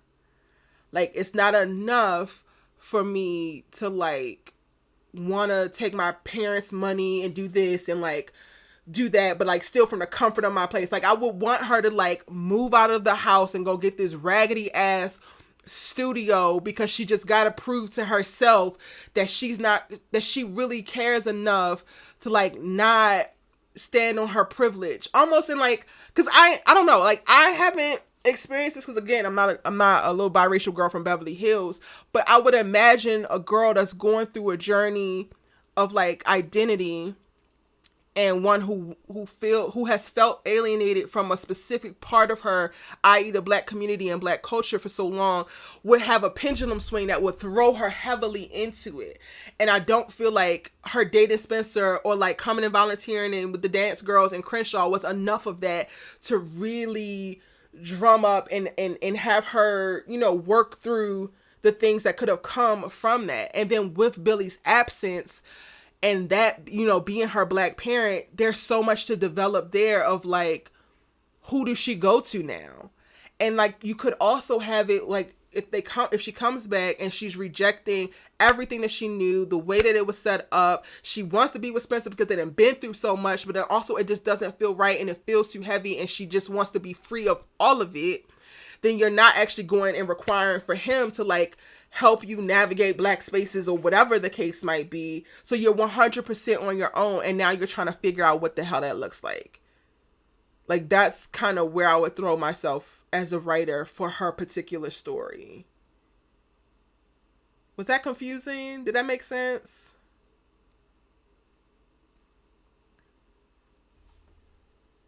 Let me see.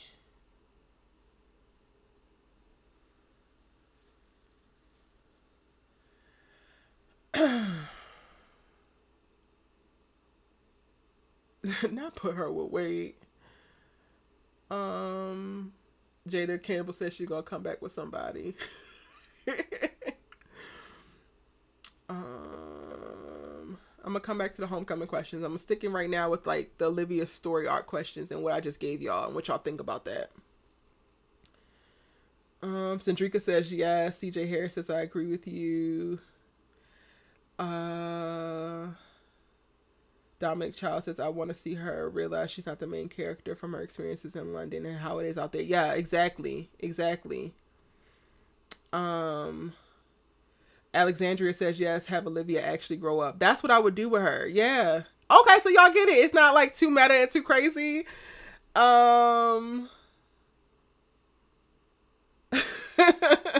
That's what I would do. In the entire season 6, it would be like an identity journey.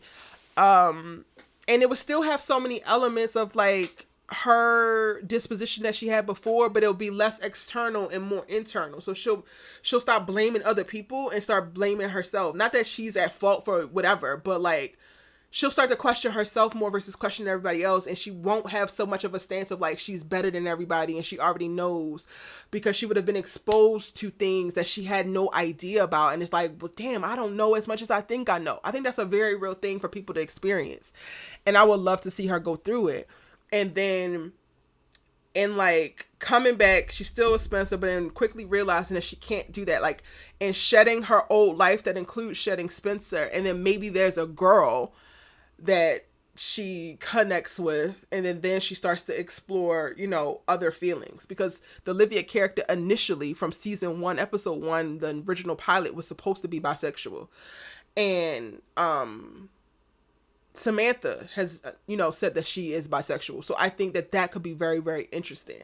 And all of that can happen in college, and then y'all's end game can still wind up being end game. But I feel like keeping them together, keeping them so locked together and making their worlds about each other right now gives them no place to go and gives us no real story to tell. If you're going to keep them together now and they're going to end up together, then what's the fucking point for me?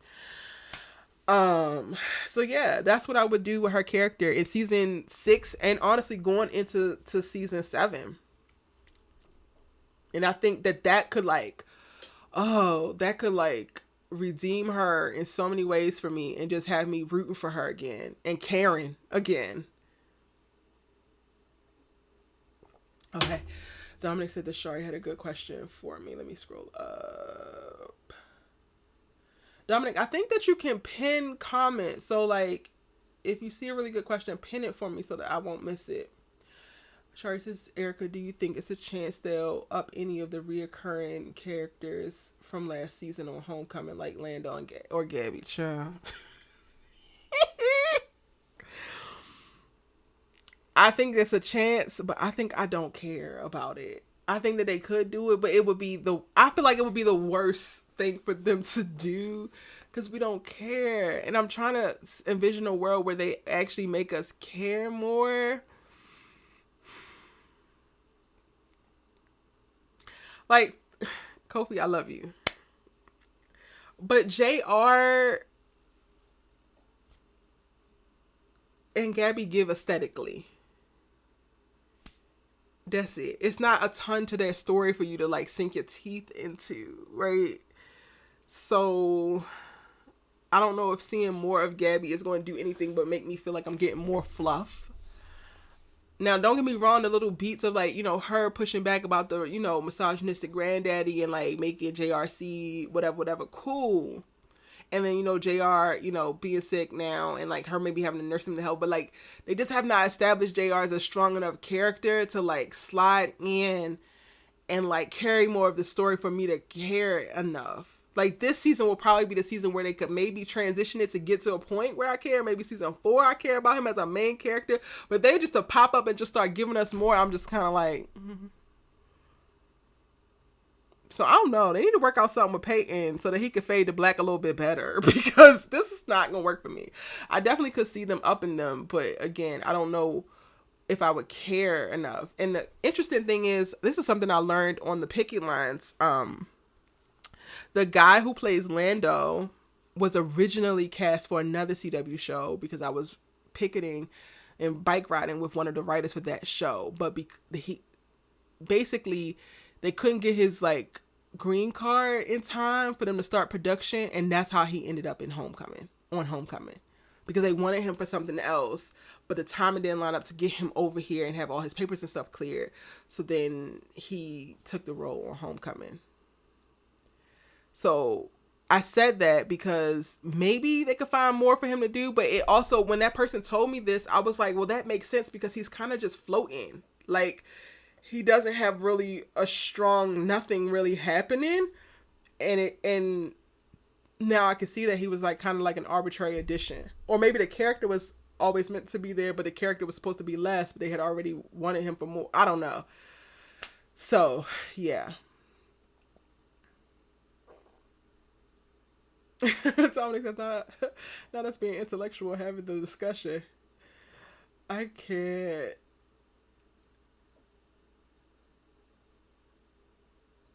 Black Butterfly says that would be quite accurate if Liv did a piece on Italy. Yeah. The show is giving me Beverly Hills 90210 from the day with people of color. I never watched it. But I want to because Tristan's on it. Serene says, I'm going to be honest, it's too late for Liv. Her main character origin's too deep. Not it's too late for her. I can't. Mrs. Side says she is at I'm trying to come, like, dropping my biases as I would have to do if I got hired as a writer, as a staff writer. I'll have to come in and, like, not judge the character and present ideals that are actually rooting for this character. Now, y'all, like, I gotta, you know, that's the position I was coming from. Uh, Cedar Harris says no, I like, but I don't think. I feel like that could also just help to start to infuse more real story in it. Like season 1 and season 2 has such great story, and then we got to this arbitrary mess, and I'm just kind of like, eh. So if they did that with Olivia, that would be dope. And then over on Spencer's end, he needs to go hard in the paint when it comes to sports, when it comes to reclaiming his own identity, and really tell the story of like rejecting the Superman syndrome that he has, and like what the hell does that look like. And maybe he goes through a moment of really feeling himself. Like they have yet to give Spencer full range to do whatever. Like, you a big man on campus, you're the number one wide receiver to save the team, blah blah blah blah blah. Why haven't we seen him have a moment of like running through hoes, if that's what he gonna do? Or not, like something. Give us something other than him pining after Olivia Baker, please. Please and thank you.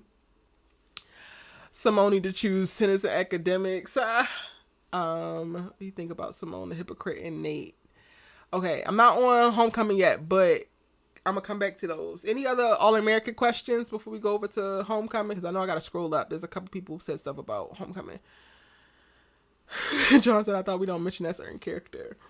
Well, I'm trying to be objective, and I had to give like what I felt like her story arc could be. So we talk about her for right now. I don't know. Drop in the chat, drop in the comments what y'all think about what I laid out for what could be good for Olivia's story. And then if y'all don't have any other things you want to talk about with All American specifically, do I have any more news? Not confirmed yet if we're going to see Grace, but I'm not sure. We're not going to see Hunter. That's confirmed. We will see Daniel. We will see Sam. I think we also are going to see Greta. Let me just double check something real quick. Greta and Michael.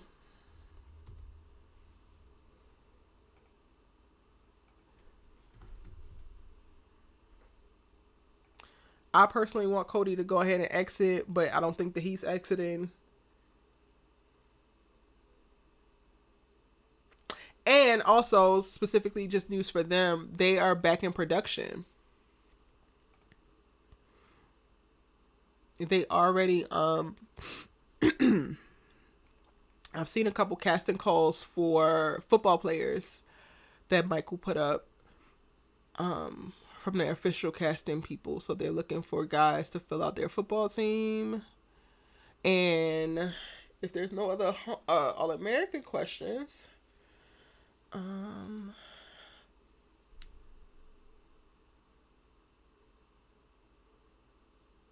just right, Spencer, get in the car because you're biased with that one. How am I biased? What? The show is about him, Shari, so I can't kill him off the show because then there would really be no need for the show. It's literally supposed to be his show. They lost the plot, not me. Do you think that Jordan is going to have a breakdown? They kind of alluded to him having issues with seeing Billy die in the finale. Yeah. They have to do something. Like, they cannot do a smooth sailing and him go straight down the aisle. Like, that. There's going to have to be something that gets unearthed behind him proposing to Layla. And of course, they're going to tie that to Billy. And I definitely could see, like, some type of mental episode that happens there. Quiet as kept. Listen, y'all just coming out of strike. Tay, can you come and do a couple guest star roles and give us the ghost of Billy so that it could pop up on Jordan and he could be talking to you, but you're not really there. Give us something now, Tay. Shit. I could see that, though. I could see Jordan having a breakdown. I think Jordan needs to do something. Something needs to happen that's for real, because I'm tired of him swinging on people, getting away with it. Like, his strongest character development was him putting Simone first way back when they first started to get serious about each other. Other than that, he's just kind of been coasting.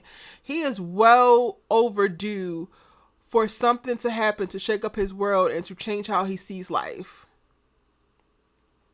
Do you think that they will bring Crenshaw back into the show? Everyone is in Beverly Hills. No, I don't think so. Billy's gone. Oh boy came up early and he's taking honestly he's taking JJ's spot over there, so they don't have no reason to go back to Crenshaw.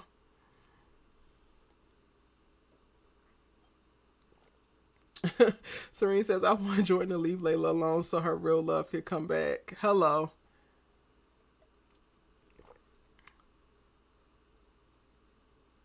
I don't know. I don't know if we're going to see Clay this season. I do follow Derek, the guy who plays Clay. Lord, he fine. Lord, he fine. And he from New Orleans, so he got that. Listen, I really want him to be a part of the show, but I don't know if we're going to see him again, y'all. I'm not even going to hold you.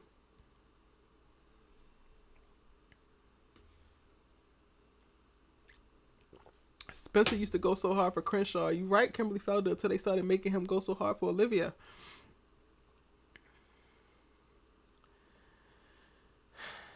Patience and Coop definitely get back together. Hope Liv move out of the Baker house. Jordan needs to get a job. There was a rumor they would focus on Compton with a new cast. Ooh. Like trying to reset the franchise? They would have to come out with a super charismatic little bro that just knocks Spencer out the park if that's the case. Like they would just have to. I ain't mad at it. I ain't mad at it.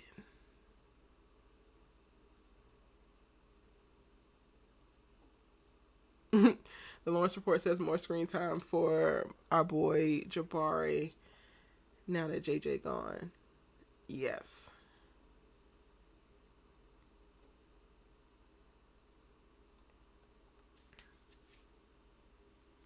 Erica, do you not like any of these men? Because you don't like Clay. You like Jordan? Do you like Jordan and Layla? I'm really asking because I don't remember. I'm like, what's the problem with Clay? Clay gives what needs to be gave, and I'm standing on that. Period. I think we can move on to Homecoming now, though. If they were to bring back, it's a little hard. Oh, if they were to bring back the, what would be her story arc? Ooh, we can get into that. They built a whole record company set for him, but then gave the name Keaton to Layla. So, like, aside from him coming to ask Layla for favors, he don't really have to ever appear again. And then also just because of how Derek has been talking and some of the projects that he's working on, I'm like, I don't know, babes. I don't know. Okay, but Homecoming. What were y'all asking about Homecoming? Hey, Dominic, can you pin comments? Tell me if you can. Because if so, I'm going to ask you to help me pin a couple all Homecoming stuff so I can make sure I don't miss anything. Did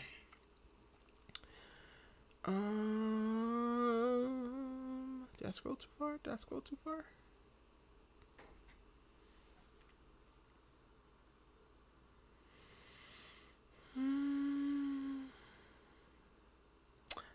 How do you feel about Homecoming season ending, and what decisions do you think Simone should make between Damon and Lando? Lando. Easy. She needs to choose Lando because that's not her man.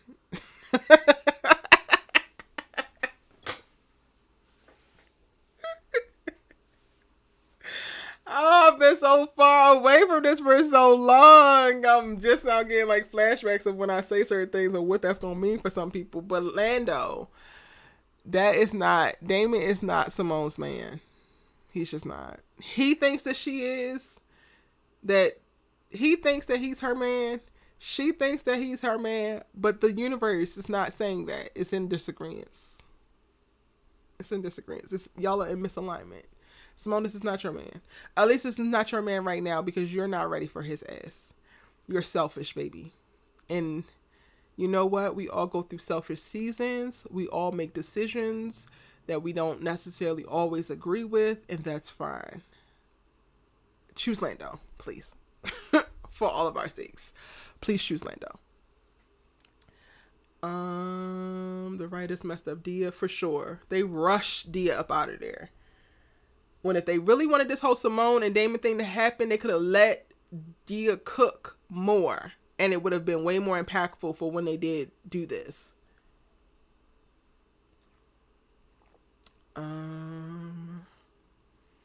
Drop your homecoming thoughts or questions. I'm going back through the chat to address them.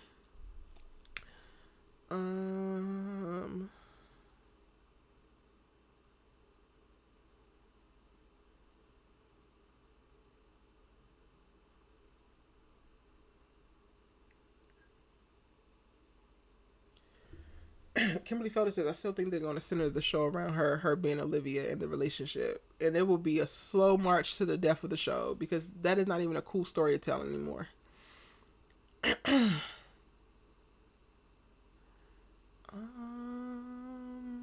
swear I thought I saw so many more homecoming comments before. Hold on.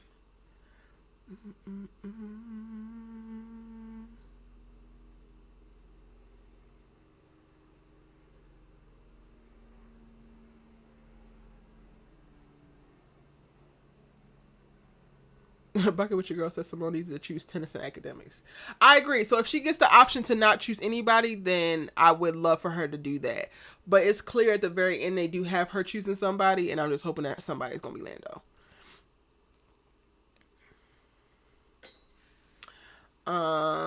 Simone the hypocrite and Nate.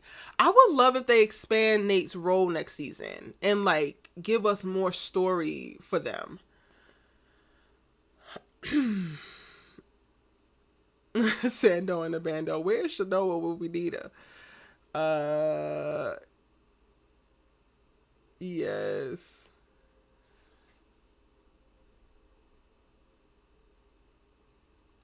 So Mrs. Science says, you know, Simone will come back in love with somebody else from her internship. You know, I had chose you, but I had forgot that, you know, I'm young. What? I cannot. If she do that, I'll be so pissed.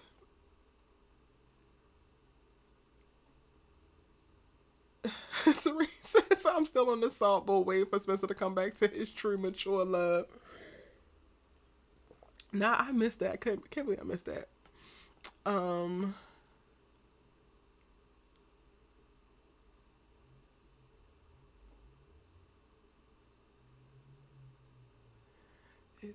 already answered that. Okay, I caught more than I thought I did.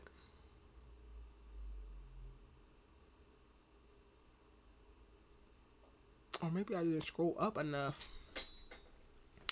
Damon and Thea had a good time when they were together. And they had growth. Well, since he ain't gonna be on the show, go Lando with his fine self. I mean, she could still choose him, and then he could decide that he going back to Chicago to be with his mama, and break Simone's heart. I mean, that could happen, y'all. Just because he's not gonna be on the show in that greatest capacity, like I think he's bare minimum gonna be on at least 3 shows, anywhere from 3 to 5 episodes. I mean, so. Oh, sorry, just asked that. I think that Peyton will be anywhere from 3 to 5. I think that Kelly will be anywhere from 1 to 3. Not your average gamer girl gamer says, I never like Lando sneaky. He's extremely overrated in my opinion. He is inconsistent. He treats Simone better than most people, but you know, for the purpose of the story, I'm like, he does treat Simone better, and he pushes Simone to be better. Damon and Thea's storyline was good when they was together. Yes, I agree. Choose dinner before giving it up next time. I cannot. Do you think Keisha and Cam will break up? No, I don't think Keisha and Cam are gonna break up. Even though they should, because Keisha be tripping. But I think Cam is in it to win it with her. Serene says, I hope we're going to explore Thea's rush to sleep with Damon out of fear, only to learn about him and Simone. I would love that. I would really, really love that. But that's only if Camille returns, so we don't have a confirmation of that. And honestly, because we don't have a confirmation of that, I'm like very, very nervous. Like, if she's actually going to return or not. Um, Kofi says, you think Cam will break up with Keisha, and if so, could they introduce a new girl? And Erica, I'm sorry, she gonna choose Damon based on the dialogue in the finale. Just my opinion. She might. Um, no, I don't think her and Cam will break up. But if they did and introduce a new girl for him,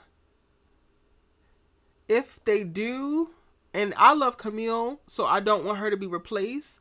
But if they do, they're going to have to bring a girl that's going to bring it so that she is going to be able to replace Camille.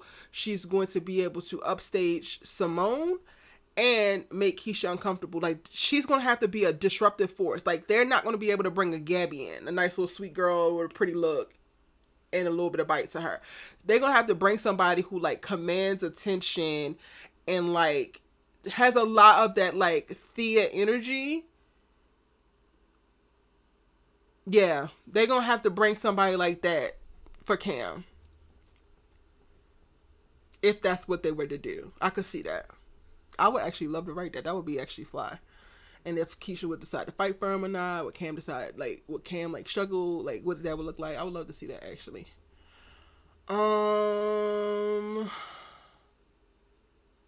That is who I mean, Simone and Cam, not Nate. You mean as, like, being, like, main characters? I would love to see Nate be a main. I could get jiggy with more story from her. Cam too, honestly. Because Simone has started to follow the Olivia Baker outline, I want her to fade to black. And that's like, but it's so hard because this is her show. So you can't necessarily, like, uplift. If Damon not going to be there, I would kind of want Cam to take center stage. Honestly. But that don't make sense for, like, what the show originally was. But I would want to try to, like, figure out how to make that work when Marcus get back with his wife. I don't think so, but we will watch the process of the wife trying to weasel her way back in. And then Auntie Amara, like, dumping him cold and leaving the show.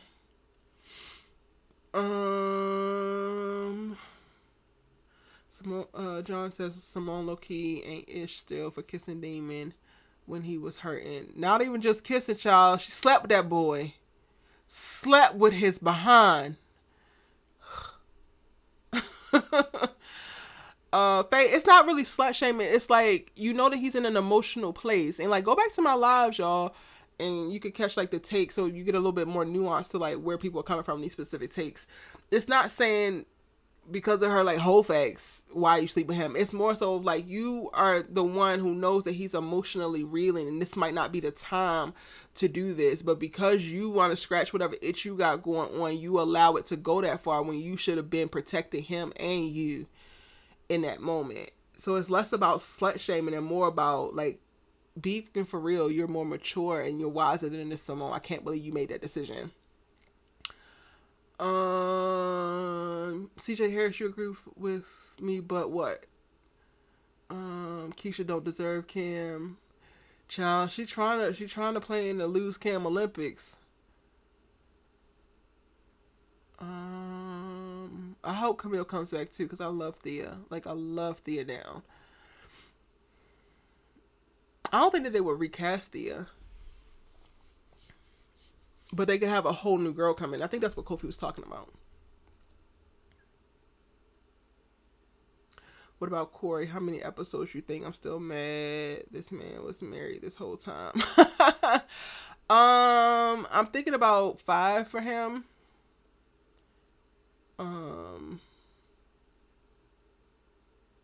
Like, you need to follow up on that. The show will not be the same without Damon and Thea. It really wouldn't. Hey, Nia Love. Them reducing the role of Amar and Damon so crazy to me. They're two of Simone's strongest connections and storylines. It honestly feels like they're setting them up for failure. Well, also, Nia Love, they chose this. Both of them they made the decision to come back in a reduced capacity, from what I believe. I don't think the network wanted to get rid of them, but they did reduce like the resources for the show. So it could also be like they wanted raises and they weren't getting it. So they're like, well, if this is all you got to pay, then I'm only going to do this many episodes. I don't know that to be the case, but it could be the case. That's the kind of stuff that happens behind the scenes.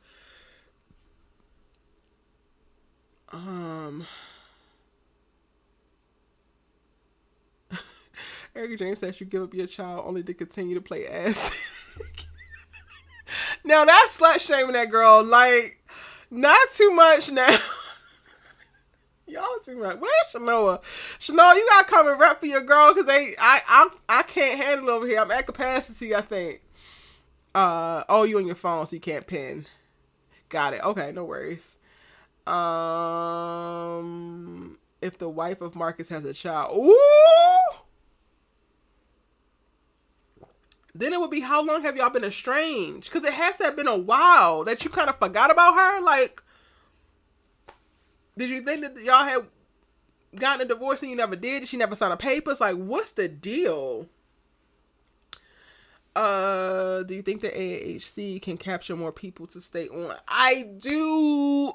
If Peyton was in full capacity and Camille returns. And they don't try to do what they were doing on All American. If they went back to what they were doing season 1, yes. It would just take a little time to get going because the audiences are a little bit fractured now. People's attention are all over the place and like it's a little bit harder to cultivate audiences. But they had something so great with season 1. If they could get back to season 1's essence in season 3, yes. And they could even surpass the original. But they got to figure out what the hell they want to be, who they want to be, and what stories they want to tell, and stop regurgitating the stories that they have already told on the original. Because these new characters are different. They're in a different circumstance. They're in a very unique circumstance that's important, that's relatable, that's just it's better in so many ways. And like they are trivializing it in how they are kind of mirroring some of the same plot elements that they've used for one show and using in another.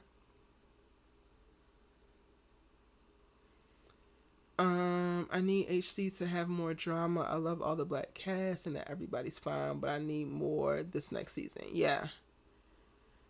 Real drama. Like the fact that we never got to see Thea confront like what the hell is going on with you and Damon, Simone. Like, huh? Like, Damon, you are all head over heels and Thea's the one up until she ain't, and then there's no real smoke there.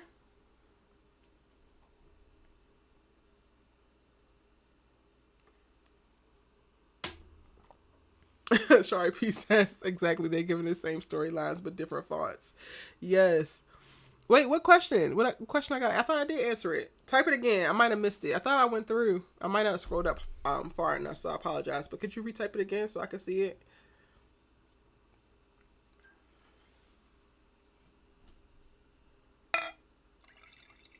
Yes, we're 2 hours strong. I didn't even realize the slot was gonna be this long. Shout out to y'all.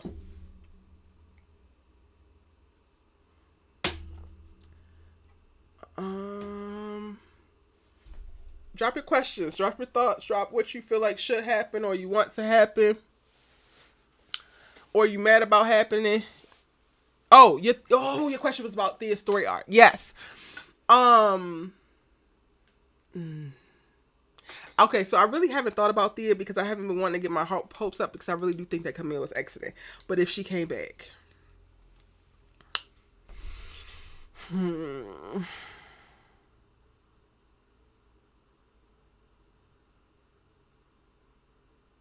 She decides last minute that she's not ready to go pro.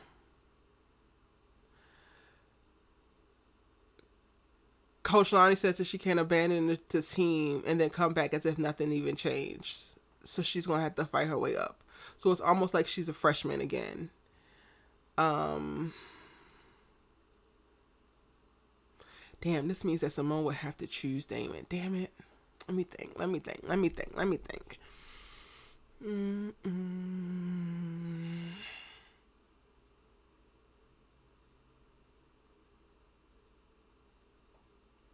Oh hell no, because that would put us right down the damn my. Oh god. Ooh.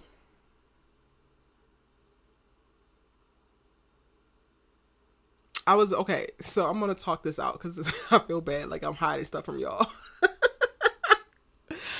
So I'm like processing in my brain, right? If she came back, maybe Simone is at the top. Simone is not top one. She's maybe top. Maybe she's number 4 now, and she's not number 6. Cool, but Thea's got to work her way up. Whatever, pay her whatever. And Simone chooses Lando, and Damon is pining after her ass. I was like, okay, but then does Thea try to find a friendship with Damon again? And then that's how she starts to discover how Damon really feels about Simone, because this feels different. But then that feels a little bit too close to what the hell happened with Layla and them two.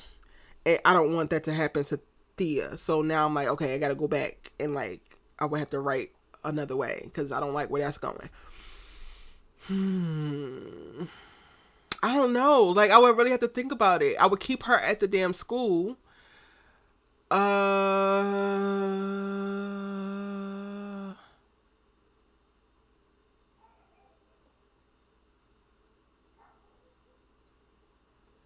There has to be some type of like acknowledgement of her learning of how Simone and Damon interacted. My catch-22 is that I don't want Damon and Simone to be together. So I'm trying to figure out how I would write around Damon not playing her the way that Spencer played Layla.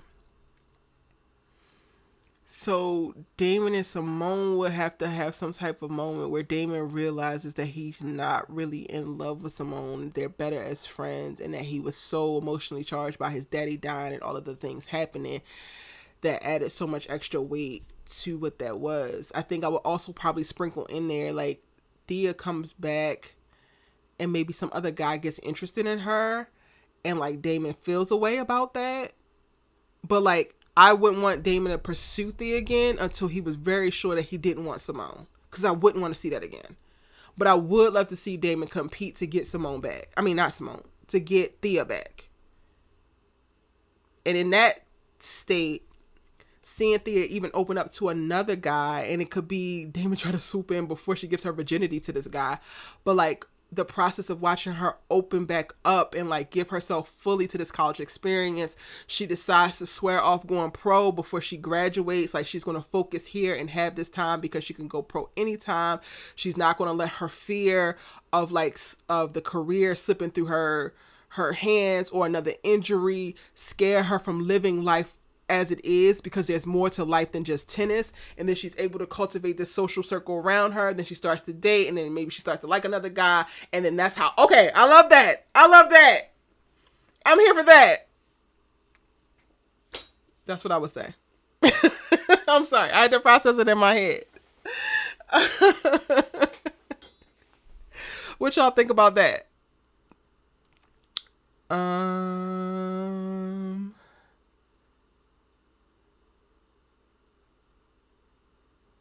You want to know more about Thea's background? And then we can learn more about Thea's background that way.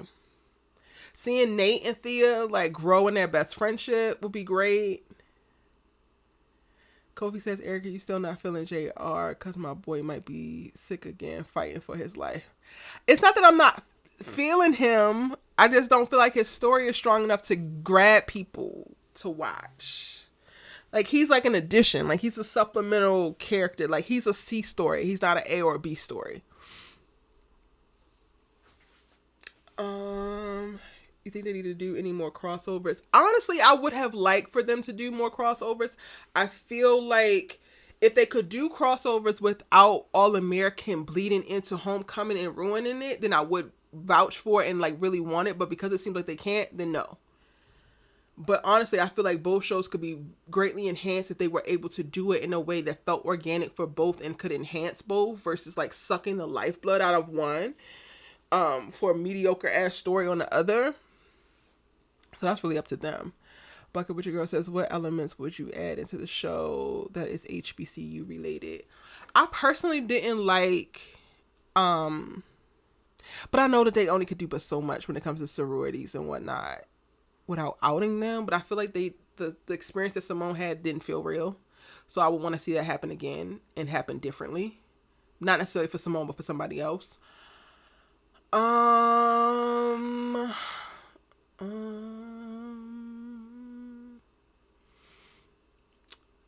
from there, like if I was asked that in a writer's room, I would pull from like my experience, like my freshman year. I went to Xavier University, and they had male and female dorms for underclassmen, so like freshmen. And there was so many freshman girls sneaking into the men's dorms,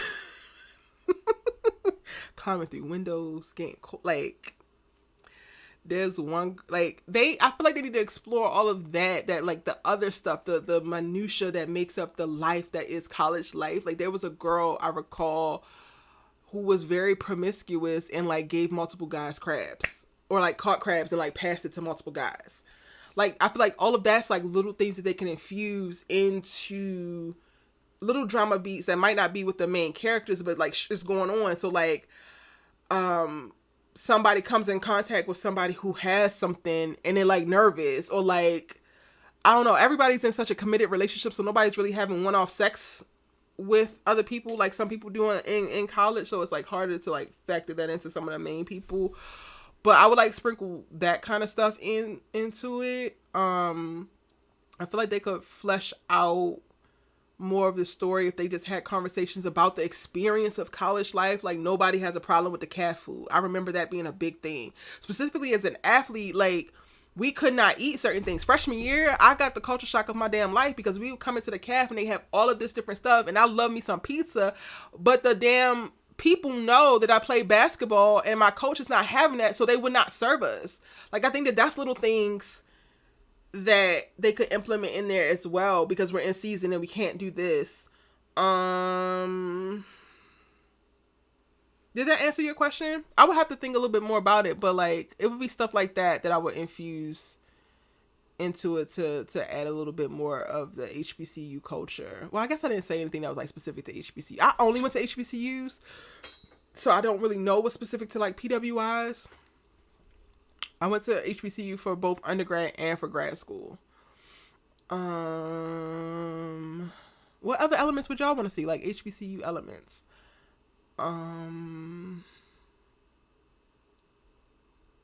Yeah.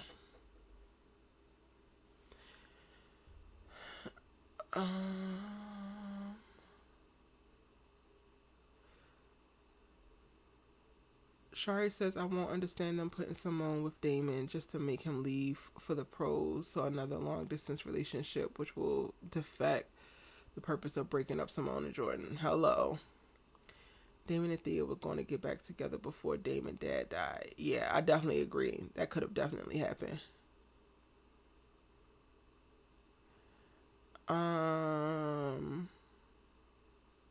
Shari says, I'm out here for Thea and another guy.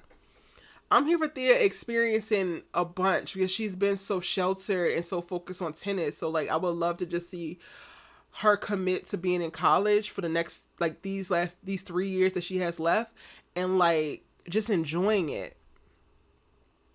They fumbled the Thea storyline. The material is there. It is there. It is so there. Serene says, I would actually love that. Oh, thanks. I think it would be cool.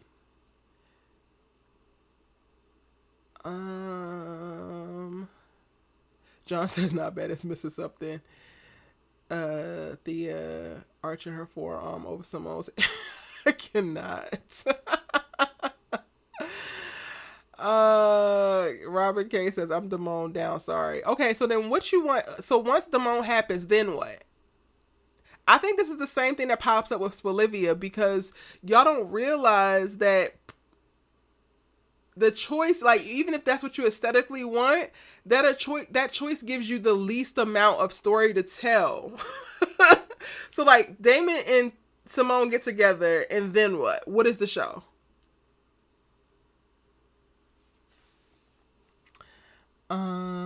Playing for keeps says, I still don't understand why they didn't show an actual homecoming on homecoming.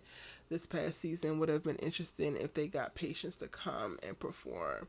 They show pieces, and then they did like the little fundraiser, because the little fundraiser was supposed to be part of their homecoming. And that's when like Damon's mama came or whatever. So they didn't show the full thing, but I think that could be cool too. Yeah.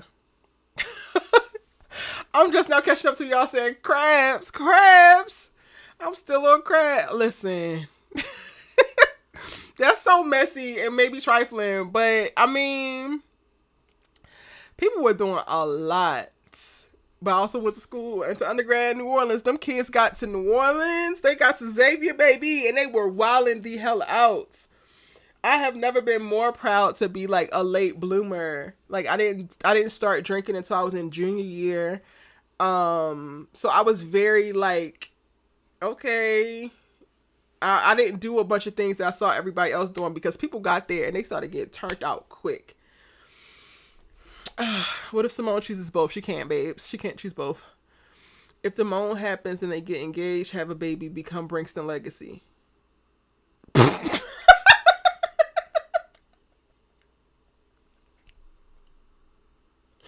I'm so glad you got that second sentence in there. I'm being sarcastic, by the way.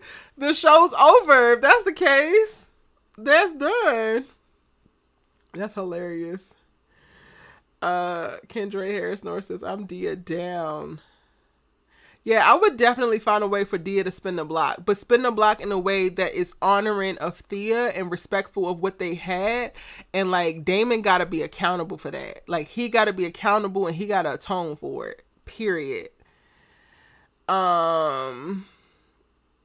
Patience performing, absolutely not. Please leave it alone. Not this new patience that they got in all these damn Native American feathers and whatnot, child. If they was giving us NDI patience, okay, but Kimberly Feather says no more crossovers. Y'all don't want no more crossovers?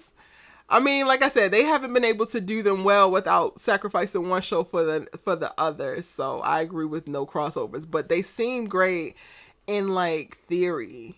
Like I low key love a crossover. Like I was hoping that we would get a crossover for Power Book 4 Force and Power Book 2 Ghost. Like I was just praying that we would see Tariq pop up in Chicago, because it would just, even if it was for a moment, I don't know, something about having these really expansive worlds that are across multiple shows and having them peek into each other at any point does something for me. Like I really wish, these shows have nothing to do with each other, but I kind of wish they would have did some like iconic like take Top Boy and do a crossover with like Power Book 2 Ghost, or like when they bring back Ghost on Power because he's not dead, and like he pops up in London and he doesn't have to do a bunch with Duchesne and Sully or either, or well, maybe he could still do something with, well, I don't know. I think she got out of the game. But like I was like, damn, like 50 is a huge fan of Top Boy. Like that could be an iconic moment to see those characters cross over and actually meet. So like I'm always a team crossover, but because they haven't been able to sustain it well in the All American universe, I'm not really a fan of it happening anymore here.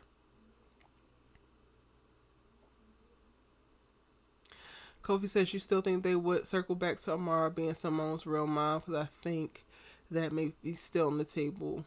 Yes to the crossovers. Yeah, I think that could be something interesting. I think that they kind of lost momentum for people to care, but yeah. I don't know if it would be like huge enough drama. Like I'm trying to think of like what would be the big drama plot points for Simone that would just be gripping and make people like care.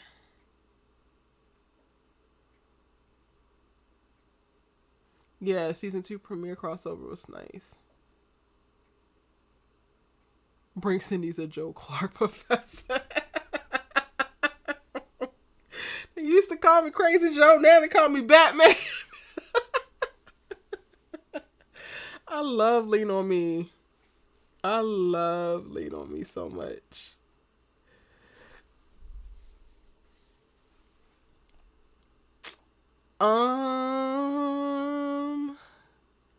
So that's pretty much it. Is there anything else with Homecoming? As of right now, Jeffrey's returning, Peyton's returning, a reduced role.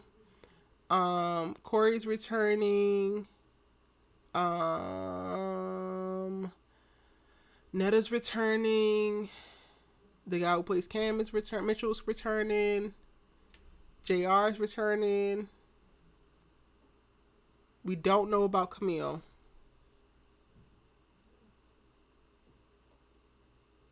Who would cross over now, though all the ties have been severed?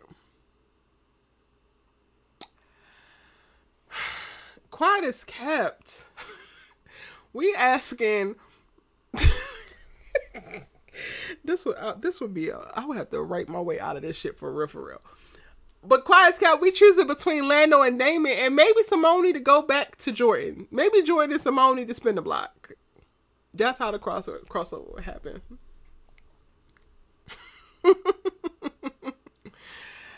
I don't know about Simone crashing this goofy ass wedding, but something, child. Bucket with your girl says I need episodes that are more thought provoking, that challenge them as students and make real world connections. Yes, exactly what you just said.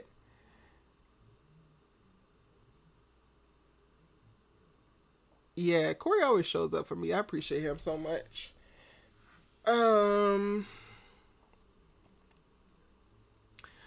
Who would cross over? I mean, you could string a crossover together that's not hinged on Simone and Jordan. This is messy. This is just coming to my mind, y'all. So I'm not necessarily for it, but I'm just going to think out loud. So do not tack this onto my bill when I say this, okay?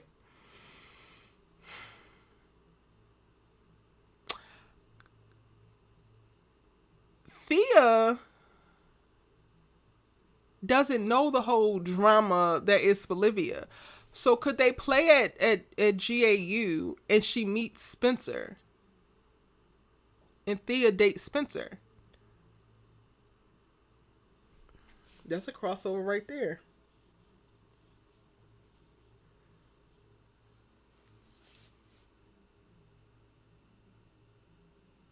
But that's so messy. Because it's like, Simone, what are you saying about it? But then also, and then like, it still gives that hypocritical energy because, girl, you know, like... But I wouldn't be mad at that, honestly. I really wouldn't be mad at it.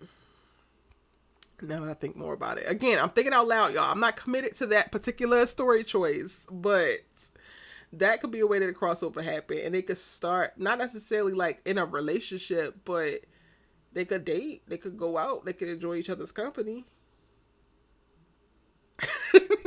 Not your average girl gamer says, all right, it's time to go to bed.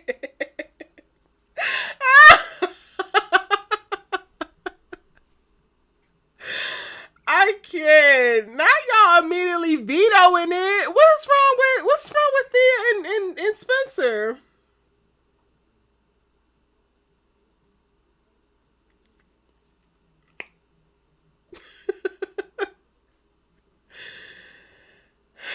David will have a corner. Stop it. Y'all asked how could we have a crossover. I'm just trying to give y'all crossover ideas. Thank you, Kimberly. You feel it. You feel like there's something there. There's something to explore there, right and wise. Spencer and Thea would be Damon and Thea, which is why it would be a problem. It would be something that could be very, very serious. No, Thea can't move like that. Move like what? She don't know Olivia.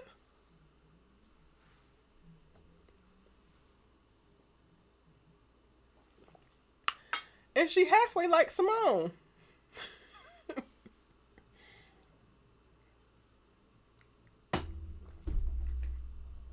Spencer. Jordan and Spencer with tag team Damon. I can't. I can't. Kimberly says the writers won't do that. They still writing him too obsessed with Liv. But that would give like perfect distraction. not even, they don't even have to jump into something serious. It could be something that could be like something that like floats in the background. They go there for a game. They meet randomly. He decided to kick it with her. Takes her to the little whatever it's called in Crenshaw. She orders the Spencer sandwich. They have a good time. They exchange numbers and they text after she leaves. And just have her like floating in the background. They like kind of floating in the background for the both of them while they both living their lives. But then it could be providing great insight because she's such a strong athlete and she gets it. And listen, the more I talk about it, the more I'm actually getting on board with it.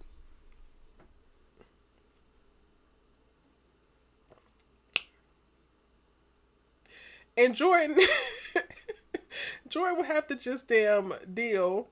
Damon would just have to damn deal. I don't know. I don't got Spencer helping Jordan bank nobody. Like, I still want before the series and for Spencer to swing on Jordan one more good time. Because he got to get him back one more good time. Thea is a relationship girl like JR is a relationship guy. She is, but if they're not on the same campus and she just met this guy because they had a, game this weekend and she's in and out, there's not enough time for her to cultivate a full-on relationship so they could just stay in touch. Like, they could start there. I think that that's also still so very fucking real. Like, there's guys that I met when we were playing in different towns, and it's like, it doesn't make sense that these kids just immediately jump into relationships with everybody that they think that they might like. That don't feel real to me.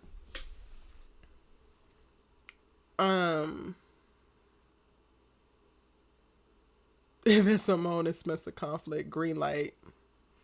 But then Simone is in a trick bag because, girl, what the hell you gonna say? Because you took her man.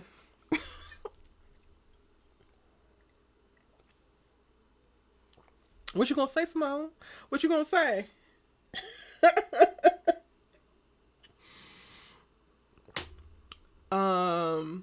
Kimberly, I think you're right. It gives great TV drama. While also it gives great TV drama with like using the characters that are there without making it too close. Like how they've done with the Vortex. They've just like strung all these characters that were already together. Like, how do we better utilize the periphery characters?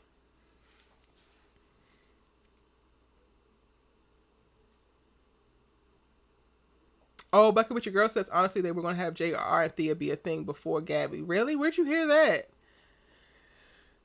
That would have never worked. Absolutely not. JR cannot handle a Thea. No. Immediately no. Wait, Playing for Keeps, you thought that they would be an interesting match? Really? Thea and JR? My word.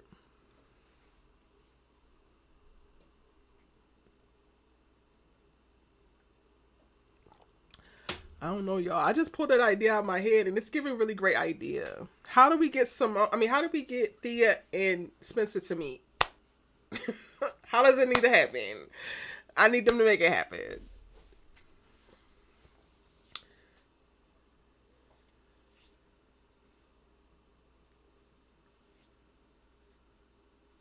Oh, you thought they were together in real life before it aired? I'm confused. I'm so confused. Them Olivia fans will be livid, and they will have to deal.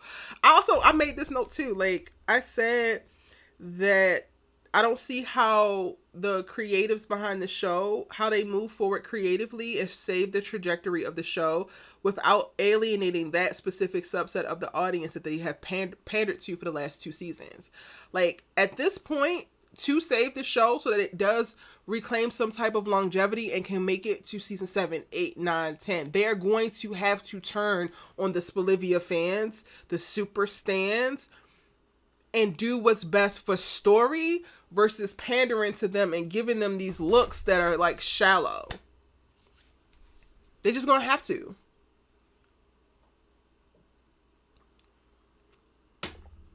Listen here, I already said, like, listen, NK could have put me in, bro. She could have put me in. I did not send her nothing, but she was doing her due diligence. She would know I was here. I got plenty of ideas. A charity event. Yeah. Yep.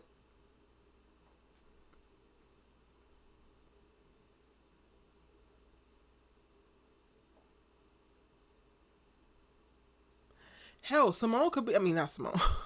Spencer could be considering transferring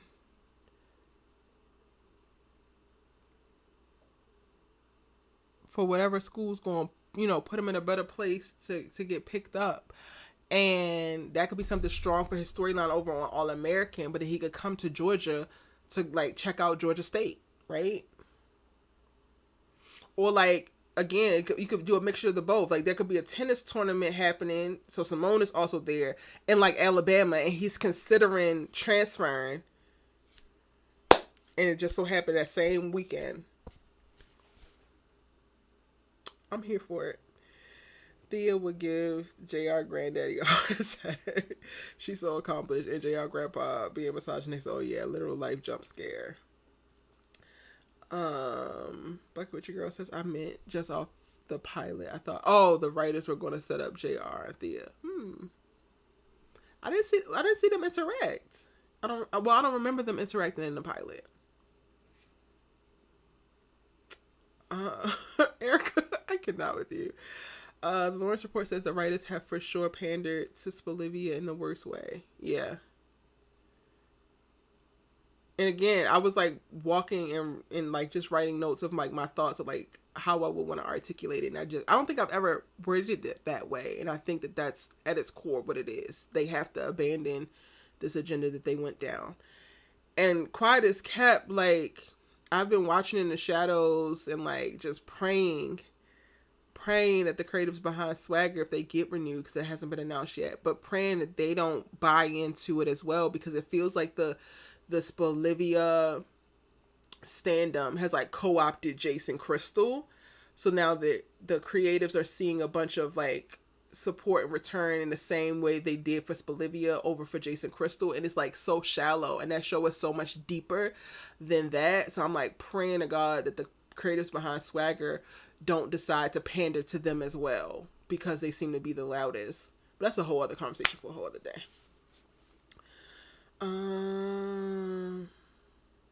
Serene says, I think Sam and Daniel wants Olivia too, though, sadly. I don't agree. I don't think that they actually want that. I think that Olivia actually getting together has made it worse for them in their real life, like in how they have to experience the fans.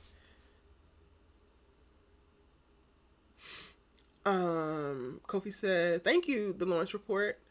Kofi says, Damon ain't thinking about Thea, but you got it, Eric. Kofi, y'all asked me to like put my thoughts out there. I'm exploring quite a bit, so you can't give me that name. Like, wow, Kofi, way to be an optimist. Do you think JR and Thea would have worked? She high energy and he low key and chill when he not being quick to anger. Plus, they both sophomores. No, I don't think that they could have worked in any way. Like, I think that JR is way too passive, and I didn't want to say this to begin with because I know this is a very polarizing and like confrontational statement to make, but I'm not making it lightly, and I understand that I could probably find better words for it, but I don't have the different or better words right now. I think that JR presents too weak for Thea.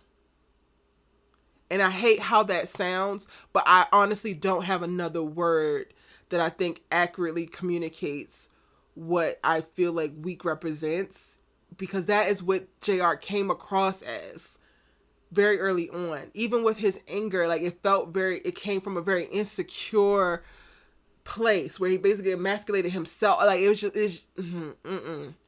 I don't think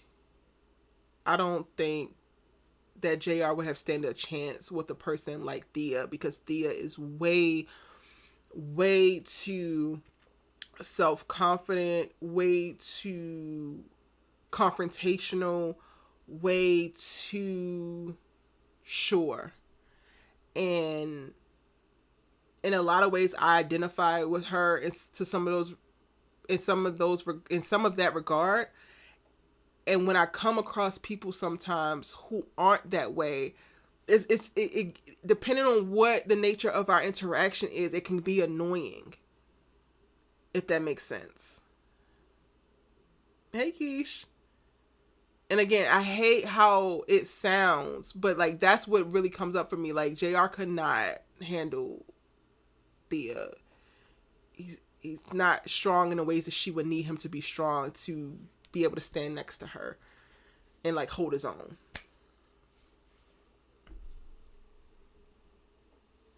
Reggie Blackfoot is not having it.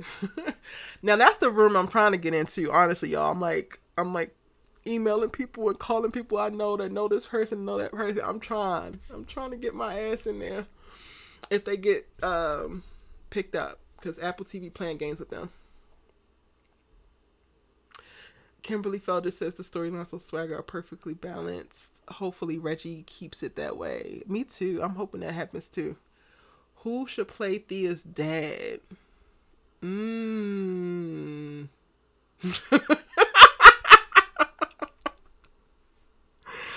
Why am I like this? Why am I like this? I went to our resident light skin that I just love so much. And y'all already know who that is.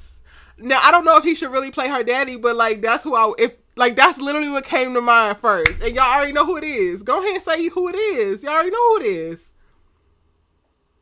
You need Swagger themes streams because you have some thoughts. Not your average girl gamer. We can do that because Swagger is my okay, we could do Swagger streams.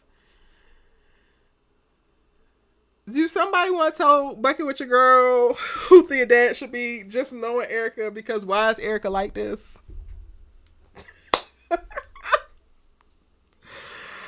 Are you saying that JR is not man enough for Thea? No. I don't like the way that sounds. Is it just because you are less confrontational, less outspoken, calmer, doesn't mean that you're less of a man. Just because you're insecure doesn't mean you're not a man. So I'm not saying that he's not man enough for her. I don't think that he is strong-willed enough to stand next to her. Yes. Ely all day. Ely. Maybe he shouldn't be, but if I just had to answer really quick, that's the first person that came to mind. Where's Simone dad? I think the last time we seen him is when she had a baby. I'm not sure. Yeah, that is the last time. Erica! Girl, he dropped one kid out the window 20 years ago. Stop it. Boris Kojo could be a good one too, though, Rachel.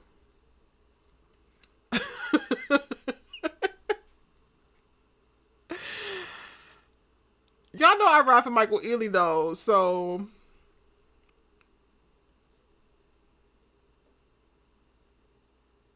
I still don't understand where Thea and JR stuff came from. They barely interacted in the 2 seasons of the show.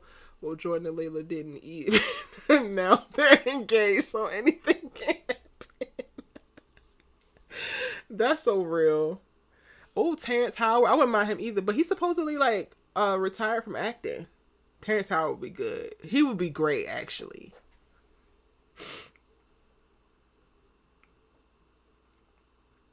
Simone that had about 3 different mamas. She only had 2 mamas. I can't. Oh, it was 2 kids because it was both hands. Well, listen now. He's sorry.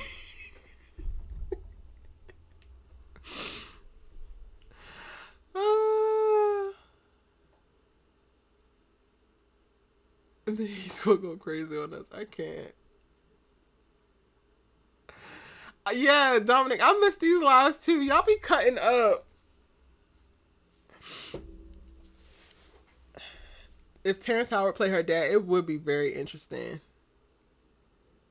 That would be fire, actually. That would be really fire. Is there anybody else? Let me think.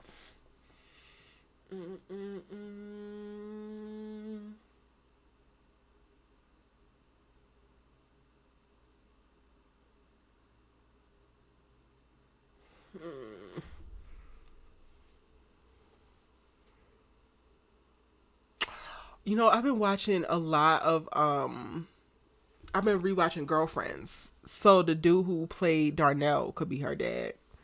I really enjoy him as an actor, but he's been in less and less stuff as the time has gone on. He was in so much in like the 90s and 2000s. Don't forget he's stalking people under the bed. Listen here, what is up with the Michael Ealy slander? Like, what?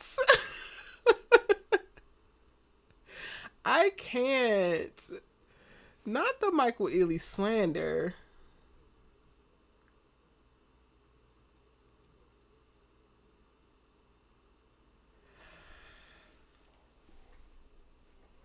Whew.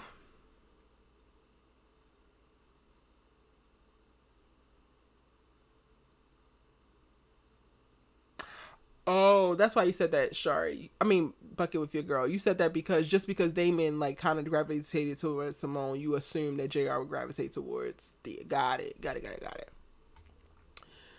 it. Why do they think they're having Peyton and Kelly recurring characters now? They chose that. Both of them chose that they didn't want to be series regulars. No Michael Ealy slander. As for us in our house, listen, literally that. Um, they should got one of them for Layla's dad. No, they need to bring back. Yeah, Khalil. That's his name. Khalil Khan, I think. They need to bring back Layla's real dad. Where the hell is Elvis? I get it. COVID kept him away, but we don't want this new daddy. We still don't want this new damn daddy. Hell, that would be a selling point for me to keep watching the damn show if they just bring back Layla's original daddy. Really dropped the ball with Michael Ealy. They definitely did. Aunt Viv was supposed to... Oh, no! She was supposed to have an affair? I ain't saying that now. Now you're trying to get me caught up. You know the men's was on my neck now. You know the men's was on my neck about that. I didn't want her to go through with it completely.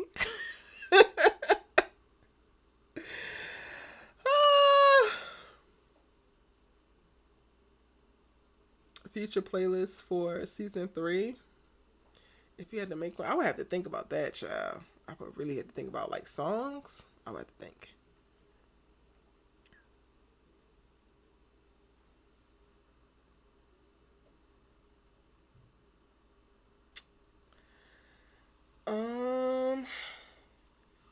Anything else, y'all? This has been really great. Let me find out we needed this.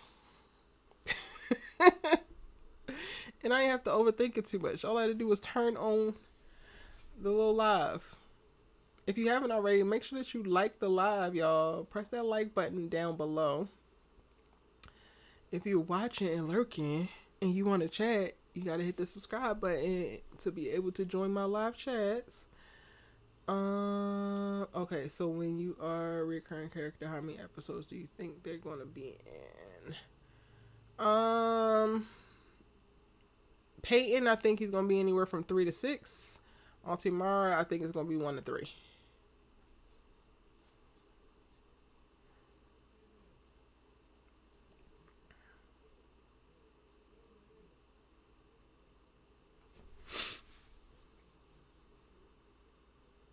Can we get a Claire Huxtable character?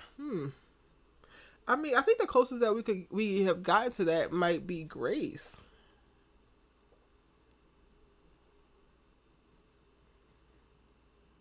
She's like Claire Huxtable with less money. Of course. Thank you guys for joining. Thank you for moderating tonight, Dominic. You did an amazing job. It feels so good to be back. It's like we just like riding a bike. You don't ever really forget and you just jump right back into it. It's so awesome. Playlist, that's a good idea. Y'all want playlists? We need to revisit Thea's family. Yes, we do. Camille need to go ahead and sign on a dotted line. She needs to be a series regular, and we need more from her. Yes, Queen Kayla Boo. So once this live ends, you can go back to the beginning, and I actually talk about that. And I have a couple I have clips from a stream where the actor talks about it. I confirm it for you guys, and I also have some screenshots of different things so that you can see. But we already talked about JJ leaving. He will not be back for All American in this season or any future season. Any character points for Coop next season? Honestly, I don't know. Coop also very much so feels like an Aahc character where she's kind of like run her course, but because she's so integral to the Spencer character, or was, I'm a little bit more reluctant to want to let her go. But I don't know what they're going to do with her this season. Kobe says, see, now this is why men had a problem with Michael Ealy, and we was cheering for Uncle Phil and Jeffrey to give him that work. I didn't say, Kobe, I didn't say that she need to go ahead and like do the do. I just said she need to enjoy the attention that her husband wasn't giving her. Now, some other people wanted to go take it a little bit farther. I just think that I agree that they have not used Michael Ealy to the max of his Michael Ealy-ness capabilities. The Lord's Report, don't be agreeing with Kofi. I don't care if I should be sad about it or not. When you go back and rewatch the beginning of this live, I think that will help you process it a little bit better. Coop won't be the one to find patients bleeding on the floor. Mm-hmm. Peyton doing music. Is he trying to be a rapper, y'all? That's not nice, Erica. Fix your face. I didn't know that. I actually follow Peyton. There's a few of them I follow. I follow Jeffrey. I follow Peyton. I follow Greta. I follow Daniel, but Daniel don't never post. Is that all I follow? And I follow Camille and Netta. Oh, I don't see a Bel Air crossover happening. That would be cool though. It'd be really cool. Last 2 questions, y'all, before I get up out of here, because I gotta go create videos for y'all. And if you're a member, I'm thinking tomorrow we'll do the members only live. Yeah, because I have a sisters live on Wednesday. And then we'll be back with Kingdom Business Live on Thursday. So tomorrow probably is the best day to do it. So members that are here, what time works best for y'all for the members only chat tomorrow, live tomorrow? Is Preach coming back? I believe so. I didn't ask him. Like, I couldn't ask him. I actually interviewed him. Last month I hosted the red carpet for Hollywood Confidential where we honored Marla Gibbs, which was so cool. She's so amazing. She's so sweet. But I couldn't officially ask him while he was on the red carpet because they were still having their strike. So I didn't want to ask him any like questions tied to his job. But I should have asked him once we got off the red carpet because I ran into Kareem then. Damn, I should have asked him that. I don't know. I think that he will be. It hasn't been any announcements, but with them downsizing, you never know. It really comes down to where they're at with the scripts and like what they decide to write. And because they like the writer strike ended on September 27th, they went back to work, I believe, the first week of October. So they've been writing scripts and they're in production now. So we'll start to hear some things.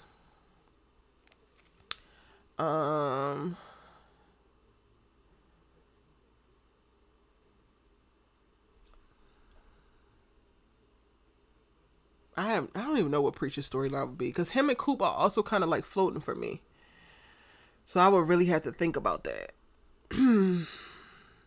Gut feeling, you think this is Ash's final season, not seeing him die, but getting a proper send off to close off a chapter. Yes, because I could see Cody wanting to leave. Yes, if they continue, I could definitely see this being Ash's last season, even if he doesn't pass away. And it's not any shade against Cody. I only wanted him to like pass away because of the emotional implications that would be for the characters and how that would push people more. I don't know if I feel like they did a justifiable job when it comes to the weight of Billy Baker dying and like how that affected characters. Even though we got to see a little bit, I feel like we're not seeing enough of people's whole worlds being shaken and like affected moving forward, like not just affected for this episode or this 2 episodes and then they go back to just being fine, but like deeply affected.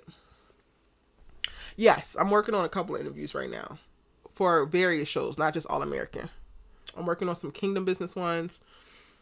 I'm working on some people in the All American universe and a couple others that I don't want to reveal right now. I'm working on quite a few interviews now that the strike is over. All right, so that's all I got for tonight, y'all. Thank y'all so much for joining me. Again, hit that like button if you haven't already. If you have additional thoughts, drop them in the comment section of this video. If you're watching this on rewatch, feel free to drop comments and respond to any portion of the video because I will be checking it. I appreciate y'all so much for kicking it with me. This has felt so amazing. I missed y'all so very much. Let me find out that the show is stressing us out, but the community is still here, live, dope as ever, giving that great energy. And regardless of what is happening on screen, we could come here, cut up, and have a good time with one another. I love that for us. I appreciate y'all being here so very, very much and having amazing energy and having great dialogue. Hopefully y'all have an amazing rest of your week. Tomorrow I'm back on live to talk about Tyler Perry Sisters, if you're watching that. Thursday I'm back on, oh, not tomorrow. Wait, what's today? Oh, fuck. Tomorrow is Wednesday, so I gotta do this. Oh, I gotta do the members only. Okay, members, when do y'all want the live? Because I'm clearly gonna have to double up these lives. Tomorrow is Wednesday. Why did I think today was? I don't know what the hell I thought today was. Bruh. Okay, tomorrow I'm back for Sisters. Tyler Perry Sisters, if you watch that. Thursday I'm back for Kingdom Business. Maybe we'll also do the members only live on Thursday for Kingdom, before Kingdom Business. Yes. And then if you missed it, I did a What Y'all Watching live last week, I think, or a couple days ago, where I was talking to people who were able to join me on that impromptu live because I didn't announce it, I didn't promote it or anything. And we just talked about various shows that other people were watching, things that I should be watching. So go and check that out. It was some really great conversations in there. Some things about television and film, but then also some things about music as well. I think it's a really cool live when you really think about it. We had a bunch of really interesting conversations. So if you missed it, go and check it out. The thumbnail is literally just me. And I think that y'all will really, really enjoy it. Drop your thoughts if you do go back and watch it, of like what else you want me to watch. Because we had a long conversation about that there. And yeah, that's all I got. We should probably do it on Friday. Okay. Tia, welcome and thank you. I'm glad you caught it too. All right, y'all. Have a great night. Have a great week. And we don't know when Bel Air is coming back, but I will go and try to find out some information for y'all. Bye.